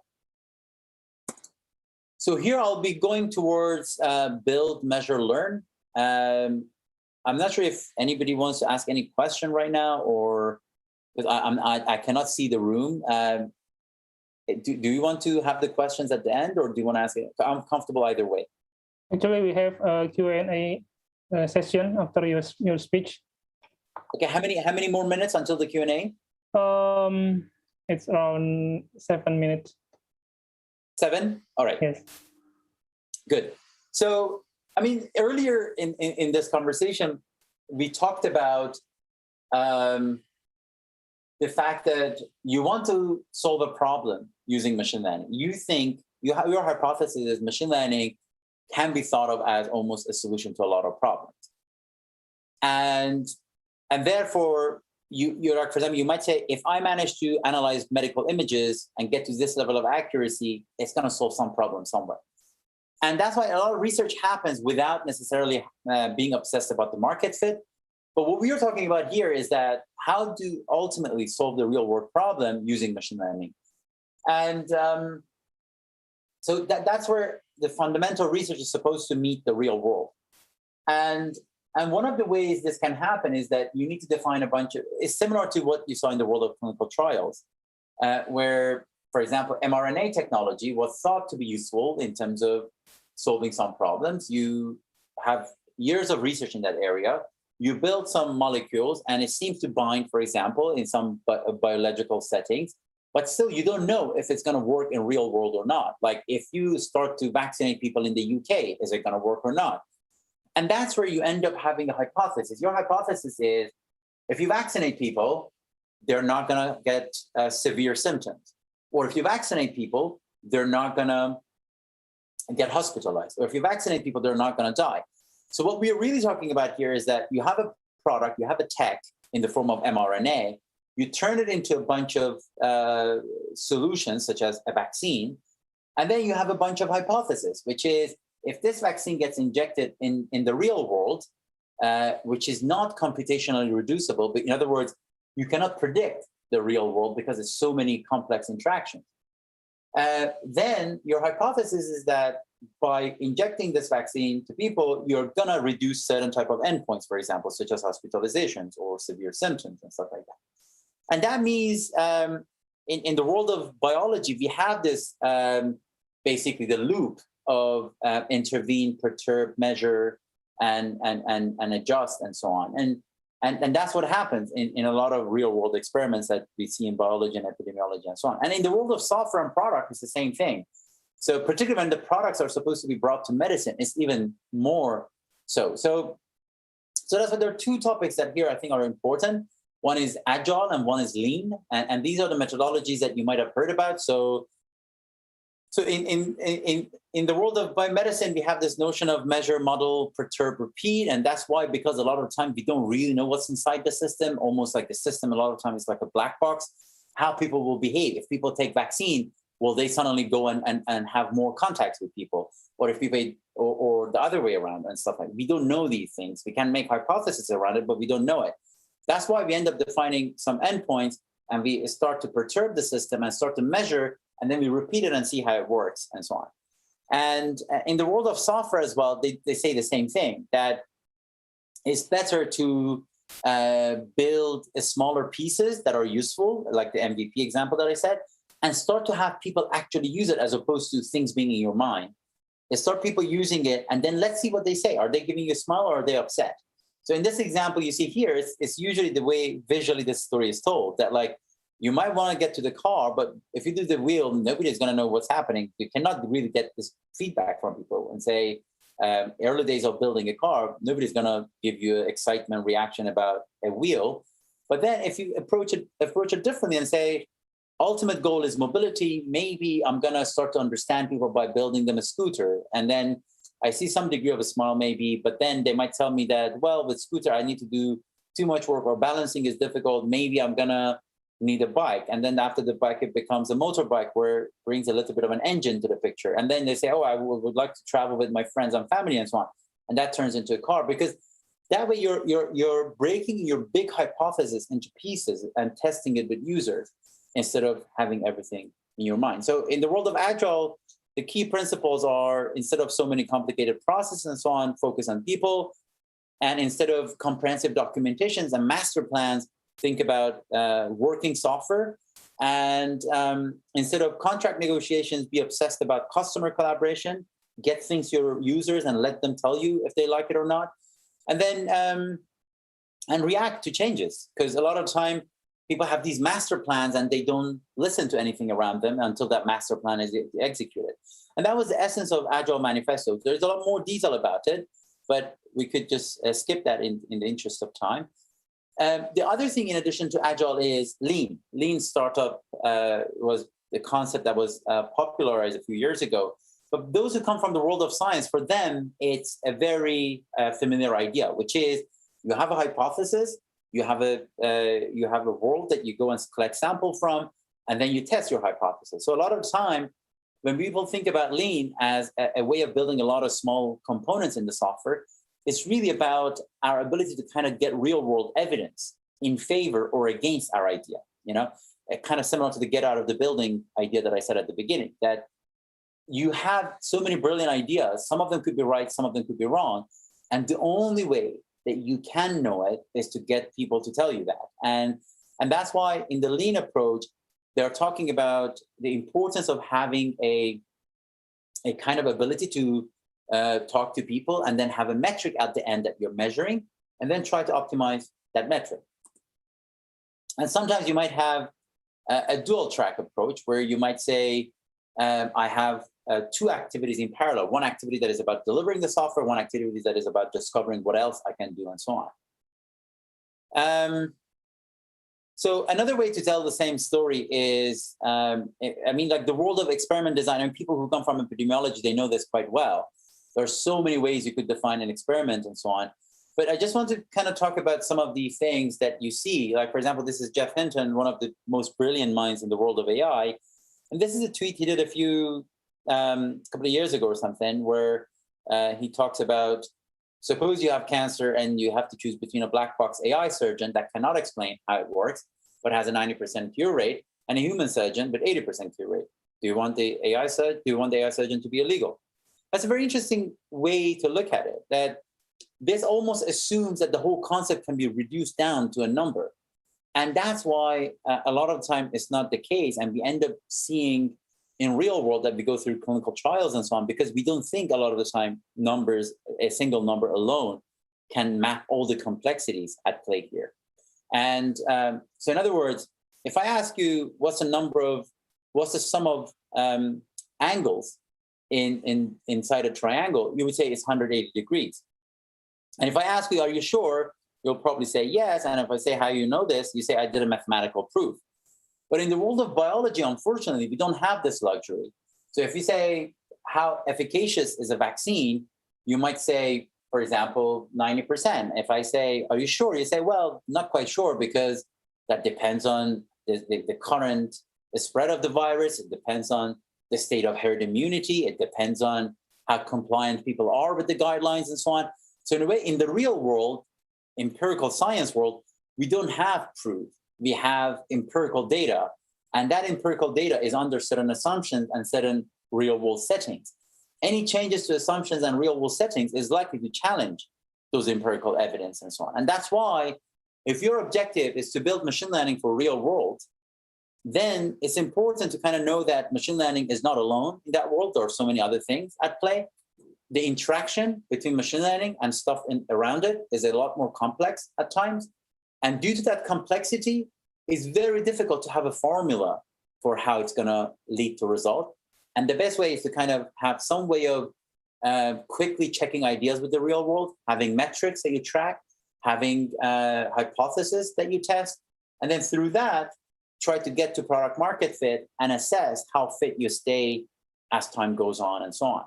That's basically the main thing I wanted to talk about. There are more slides here, but basically that's the essence of it, that in the world of drug, you have some hypothesis, you test them across phases, and you get to efficacy or effectiveness.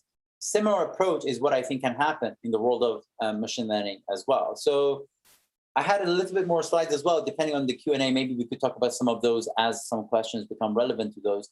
But I'm happy to stop here and open up to Q&A. Okay, thank you very much for the nice speech. Okay, we will enter to the Q&A session. And I would like to invite for participants to ask question to the speaker.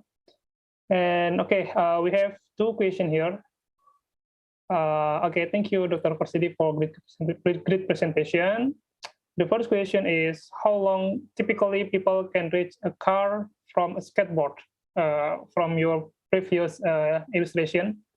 And the second one, what are the key aspects we must prepare and address to go all the way to the ultimate product? So there's two questions. What was the first one? How long does it take? How long typical people can reach from? I think it's reverse. It should be from skateboard to a car, maybe. From your previous illustration, you saw a picture, yeah, and the agile one. Yeah. Where was it? This one? Yeah, this one. Is the question about like how people can do it, or is it how long does it take? How long typically people can reach a car from a skateboard? From the left one, the most left one to the most right one. Yeah, I mean it's there is no magic formula, and I mean that's a kind of good question, because this is the essence of what I was trying to say, that because the real world is not computationally reducible, you cannot easily make predictions. You can have a judgment, you can have a guess, but you will never know. And the best answer is always going out there and checking with people. So if you look at Tesla as an example, extremely resourceful company, loads of money spent, and they make a beautiful car. But if you look at, are they done with their agenda of autonomous vehicles? Not yet. So it's unknown. But typically, I mean, I don't know what products you might be the user of in your day-to-day life, but if you look at any of the products you use for more than 5-6 years, you probably saw how they change. If you look at your bank's app, if you look at Facebook, if you look at Twitter, if you look at any app out there, this is the way they happen. Like their look and feel today compared to 3, 4, 5 years ago is very different. And that's why, and also,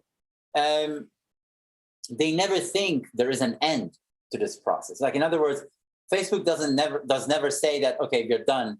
From this point on, you're not going to change. You see, for example, they're now talking about AR, VR, augmented reality, virtual reality, and so on. So I mean, like this is a never-ending journey. So in other words, even when you get to car, you're not done. You have to still continue. So it's a more like a metaphoric approach, metaphoric illustration to tell you that you have something in mind in terms of where you want to get, but that's not quick and easy and cheap to do.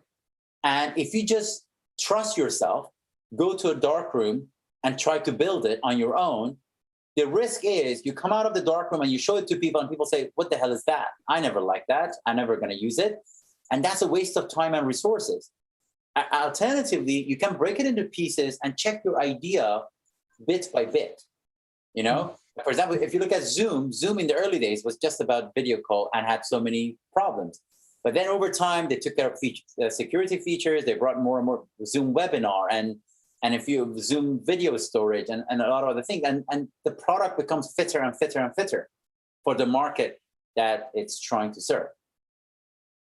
Okay, thank you. We move to next question from Dr. Lukman Heriawan. So he asked about, will AI replace human in near future? And in your perspective, what is the ideal AI that will be accepted by human society? I mean, this graph, you're still seeing the slides, right? No, it's just other question. It's other question. No, I'm saying, like, do you still see the slides? Oh, yes. All right. Still see the slide. I mean, this is the graph that probably answers the question in parts about will AI replace human? I mean, the question is very difficult because will AI replace human completely? That would be, I don't know. I mean, like, that's beyond my science. I would like to think no. But then will AI replace human in some jobs? That's where I think there is an interesting debate. So, I mean, will AI replace human in some tasks? Yes, because I mean, there are certain tasks that we are neither interested in doing nor good at doing it compared to AI. So therefore, naturally, it should not be a surprise that at some point, some things are done better by machine than human, for whatever the reason. But will certain jobs disappear because of AI? I think there is a way to answer it, but it could be a little bit misunderstood. So let me explain it a little bit, then answer it. So imagine if there are two people who do a set of jobs, like set number one of tasks. Job number one has a group of tasks that needs to be done. And job number two has another group of tasks that needs to be done. And then AI comes in and takes some of these tasks off job number one and takes some of the tasks off job number two. And then if you're job number one person, you might say, I've got a little bit of free time. And then if you're job number two person, you might say, I've got a little bit of free time. And then how do you use that time? And that, as a result of that, it will not be surprising that the nature of some of the jobs could be different. Like, for example, if you were an accountant, accountants in the past, when they used to go through training, their instructors used to tell them to open a phone book and sum the numbers up in page 52 or something. Because their job was supposed to be good at doing basic sum multiplications and so on the go. But now all those things happen with computers. So no accountant is supposed to be good at summing the numbers, but the computer does that. So as a result, accountants are now becoming more a strategic advisor to people. So like, did you know that you could do this and invest in this company and that will give you this sort of a tax incentive or whatever?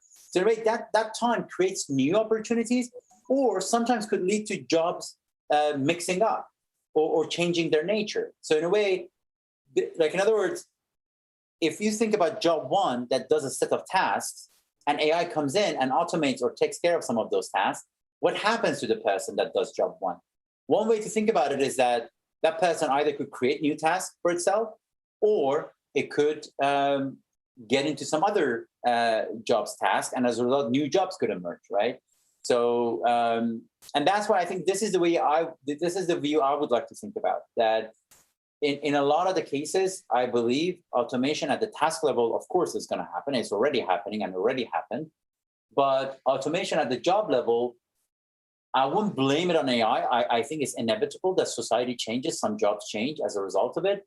But I would say the more natural way things could happen is that AI comes in, the job will be redefined in light of new powers that people have and in light of new tasks that they don't have to do. the other way to think about it is also that in certain view, and economists typically talk about it this way, that when the cost of something goes down, the cost of stuff that go with it go up, right? So let's say, for example, you have a certain amount of almost fixed budget for your coffee in the morning. I don't know what the cost of coffee in your country is, but like in London, for example, if you go to Starbucks, you might spend, I don't know, £2, £3. I mean, it depends, £1 to £5 probably for a coffee, right? And a lot of time people, I drink my coffee black, but some people want to have milk and sugar with it. So it means like you spend, let's say, $5 a day on your coffee. Part of it is milk, part of it is sugar, and part of it is the coffee itself. So imagine tomorrow morning, suddenly the cost of coffee drops by 50%. Then the coffee shop is going to say, all right, so the people have the budget. Maybe I'm going to kind of push it a little bit. And the milk guy is going to say, okay, I'm going to be able to increase the price of milk a little bit. And the sugar guy is going to say, I'm going to increase the price of sugar a little bit, and so on. So in a way, like milk is not going to stay necessarily as cheap as it used to be. And in a similar way, you could say, are people going to become less useful, less valuable? The argument here is that if a person is doing the judgment, if a person is doing the action and so on, they could argue that they're even more valuable now that AI can do the prediction. So because they're like the coffee and sugar analogy, that like because coffee is cheaper, now sugar becomes more expensive because people can afford it, because people can afford a more expensive sugar. So in a way, this is why I think it's a lot more complex in terms of answering that question, but there are many ways to think about it. Automation of tasks, 100%. Some tasks will be automated, has been already automated. Deletion of jobs, I don't think it's as simple as that. I think redefinition of jobs, definitely. People will become less relevant, less valuable. Doesn't have to be that way, because if somebody can do a judgment or action, they could become even more, AI can help them become more valuable, because getting to outcome requires prediction, judgment, and action. And guess what? Machine does the prediction cheaply. Now, if the outcome is important, judgment and action become more important and more valuable. So there are many ways to answer this question, and it's less science and more a speculation and a little bit of outside my specialty. But I try to kind of tell you how personally I think about it as an average citizen when it comes to that question. Okay, thank you very much for nice analogy. So it's quite difficult question because sometimes one expert have a different viewpoint regarding the implementation of AI, whether it can replace human or not, and how we implement the AI to in the safe way. Okay, actually it's very interesting discussion, but time is up. So I would like thanks to Dr. Gadjah for nice speech and fruitful discussion. And this is the last keynote session. So actually, it's also close the whole of the keynote session for this conference. And okay, I will close the session. Thank you very much. Once more, thank you very much for Dr. Gadjah and also all of the participants that saw the exciting for the speech. I will return the session to Master of Ceremony. Thank you very much. Assalamualaikum warahmatullahi wabarakatuh. Thank you very much, everyone. Really appreciate inviting me here, and wishing you all a wonderful day and the rest of the event. Have a great day. Thank you.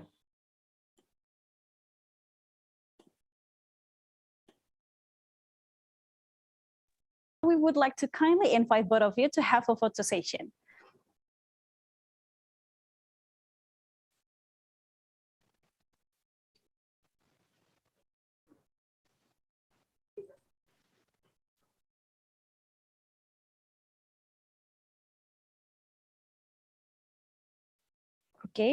Okay, so we would like to kindly count 1, 2, 3. 1, 2, and 3. Okay, so that was very amazing. Thank you, Dr. Hersidi and Mr. Kurniawan, PhD. That was very amazing session with a very abundance of knowledge given to us all. And now, ladies and gentlemen, the 8th keynote speech delivered by Dr. Reza Hersidi from the University of Oxford marks the end of the third day of the NINT ICoICT.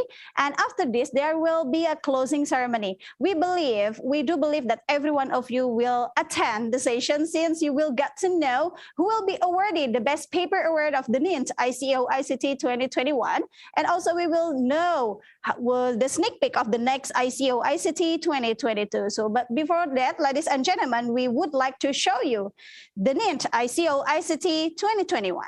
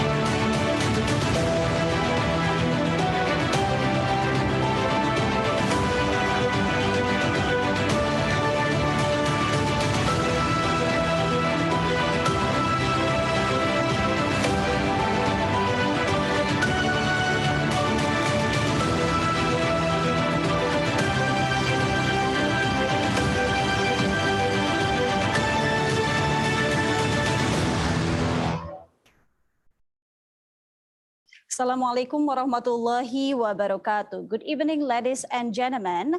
On behalf of the committee, we would like to say welcome to the closing ceremony of the NINT International Conference on Information and Communication Technology, ICoICT 2021, under the theme Digital Innovations for Post-Pandemic Recovery.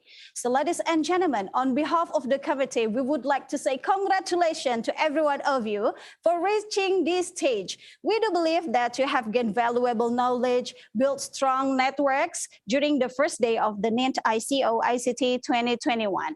So now, in a few minutes, we are going to know who will be awarded the Best Paper Award of the NINT ICoICT 2021, and also we will know the next ICoICT 2022. So ladies and gentlemen, we do believe that you are looking forward to this announcement. So let's call TPC Chair of ICoICT 2021, Dr. Ade Romadoni, to kindly announce the Best Paper Award of the NINT ICoICT 2021.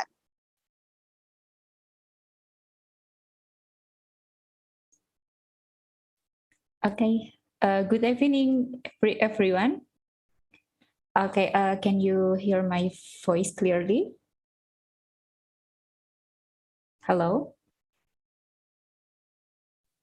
Sure. Okay, thank you. Okay, so good evening, everyone. I'm happy to see all of you, especially the elders, on the ICoICT 2021 closing ceremony. On behalf of the organizing committee, I would like to announce the ICoICT 2021 best papers. Thank you very much to our beloved reviewers who gave valuable feedbacks, and the best paper committee who selected the nominees. We decided the best paper of each track based on the review score given by the reviewers and the presentation score given by the best paper committee, including the session chair. Okay, let's check out the ICoICT 2021 best paper. Okay, the first track, okay, I will mention it in alphabetical order. So the first track is application for post-pandemic recovery track. So the base paper on the track is titled Evaluation of the Social Restriction and its Effect to the COVID-19 Spread in Indonesia. Congratulations to the authors. The second track, computer vision track. Okay, so the base paper on the computer vision track is titled A Study of Batik Style Transfer Using Neural Network. Congratulations for the author. The third track, data science track. Okay, so the base paper of data science track is Mapping Complex Tourist Destination Preferences, Network Perspectives. Congratulations to the authors. The fourth track, e-learning and human-computer interaction. Okay, the best paper award on this track goes to the paper titled Developing Suicide Risk Idea Identification for Teenager, or SIRINA, mobile apps prototype using extended rapid application development. Congratulations for the authors. Next track, Healthcare, Bioinformatics, and Biomedical Application track. The best paper of this track is Relaxation Oscillator using closed-loop dual comparator for biomedical applications. Congratulations to the authors. And the last track, Networking, IoT, and Security track. The best paper of this track is Vehicle Blind Spot Array Detection using Bluetooth Low Energy and Multilateration. Congratulations to all of the best paper authors. Okay, thank you, Ms. Yayan. And then after this, I hand it over to the MC.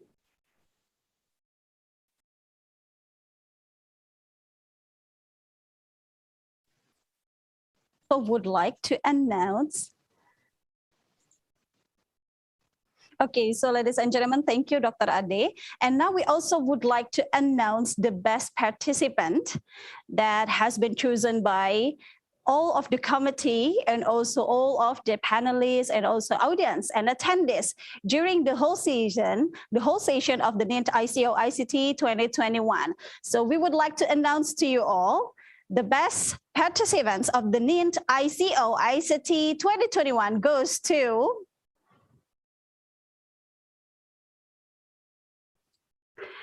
congratulations, Dr. Andes Retantio Wardoyo, MSc PhD, for getting this award as the best participant of the NINT ICoICT 2021. We do believe that there are a lot of many participants, those are giving the best version of themselves. But of course, we have to choose one of all of you as the motivation for every one of us, right? So once again, on behalf of the committee, we would like to say congratulations to all of the winners, both for the best paper award of the NINT ICoICT 2021 and also for the best participant during the event. And of course, all of you, we also would like to say congratulations to all of you for giving the best version of yourself during the event. And you are the winner. So ladies and gentlemen, after this, we would like to show you the next ICoICT 2022 or 10th ICoICT 2022 sneak peek. Let's see the video.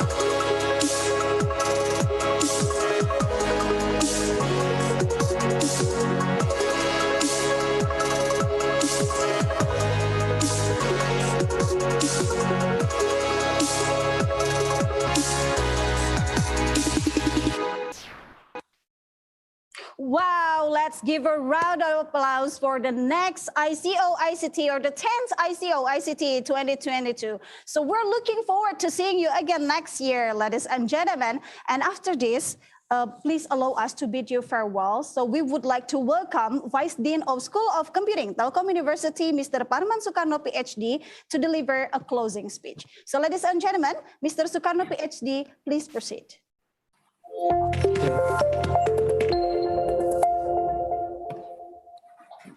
Okay, thank you very much.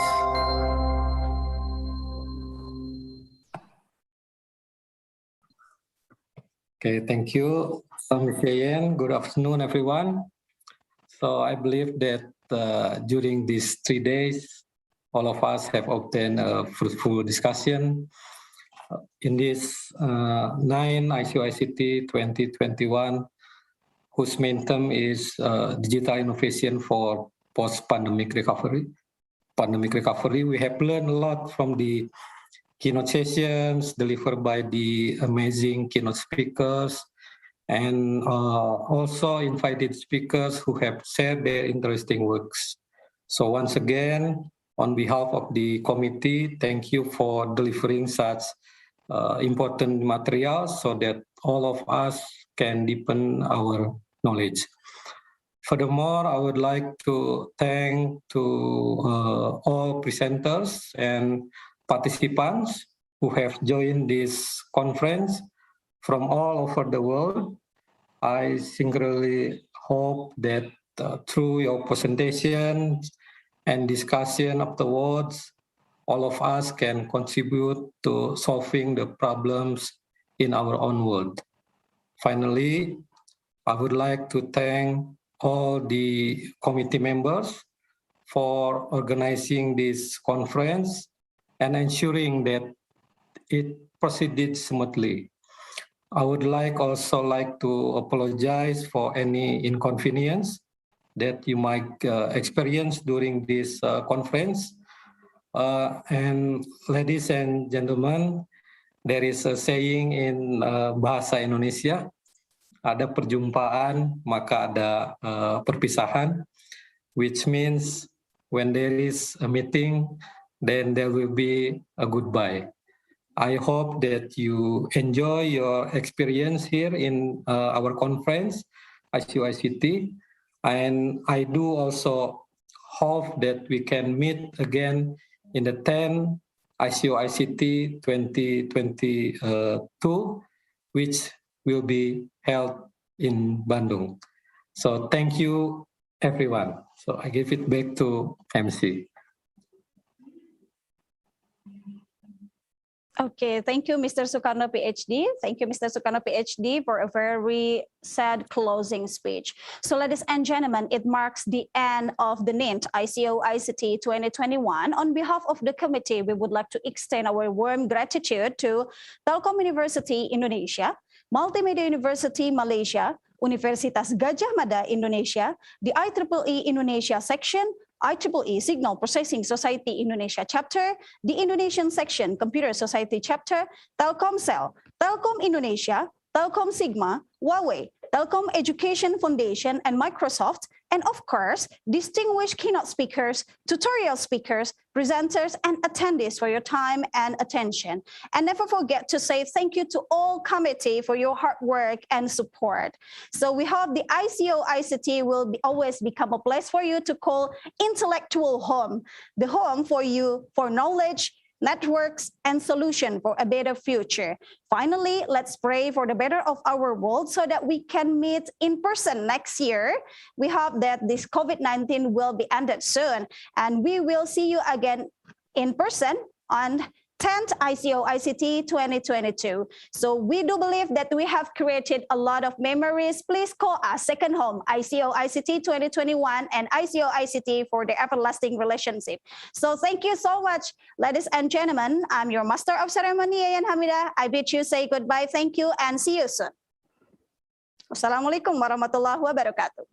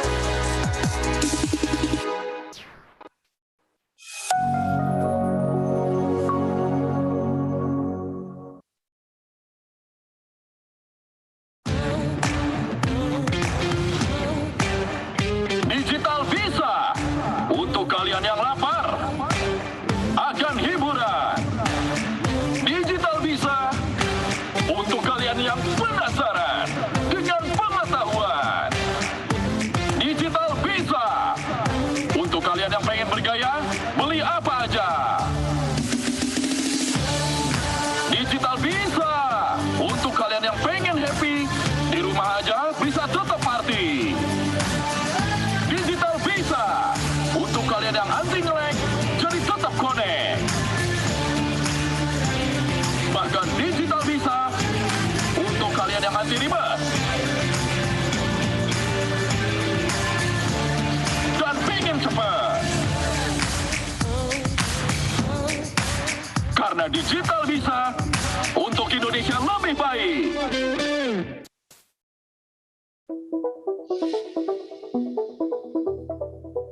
Nowadays, the need to have some conveniences, amenities, and secure data services have become an important part to every business owner. Also, they want to have the system to be in a place that's affordable and accessible for them. Cloud computing appears as the solution that meets the challenge of digital era and can be adapted as per industrial needs. Through digital platform like cloud provider, you don't have to supervise or buy some data storage machines and servers, which you require a regular maintenance. Moreover, it will be a big advantage for your company to have a cloud system that has its server base here in Indonesia. Introducing Flow Cloud, the best cloud services solution by Indonesia for Indonesia. We are the solution for your company in need of IT services on cloud computing, with a global standard on capabilities and technologies. With the development plan for national digital infrastructure as the accelerator of digital hub in Indonesia, Flow Cloud supports the industry to develop digital networks and platforms in order to become the digital industry 4.0. This is the answer for some challenges and demands related to cloud computing based on industry needs from data recovery, data backup, virtual management, email, software development, cybersecurity, system integration to web application development. Flow Cloud provides public, private, and hybrid multi-cloud platforms in which you can get fast, smooth, and effortless services to bring the customer experience to you. A startup company which focuses on serving online payment uses cloud computing to build an app that can help the small restaurant to do a transaction with their customer by using a smartphone. Many enterprises use cloud computing to build a better infrastructure to fulfill what market needs. In the government sector, cloud computing takes a major role in big data analytics as a part of decision-making to create policy. Flow Cloud has its servers scattered around Indonesia with the best quality, the highest performance security, and the fastest connection. Therefore, you can have the best cloud computing for your business growth with minimum expenses. Flow Cloud supports your business to grow first. After that, let's accelerate together with us. Flow Cloud is the one-stop solution for industries to have the best cloud computing service by Indonesia for Indonesia. No matter your industries, locations, or size, we provide the best solution to grow your business to the next level. Flow Cloud, Indonesia Digital Hub Accelerator.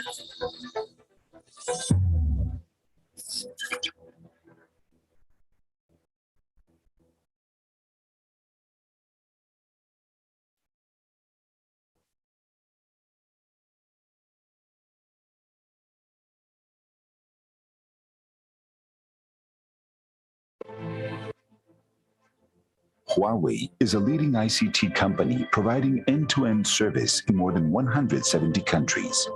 For over 20 years, Huawei and Indonesia have worked together to achieve a connected, intelligent world.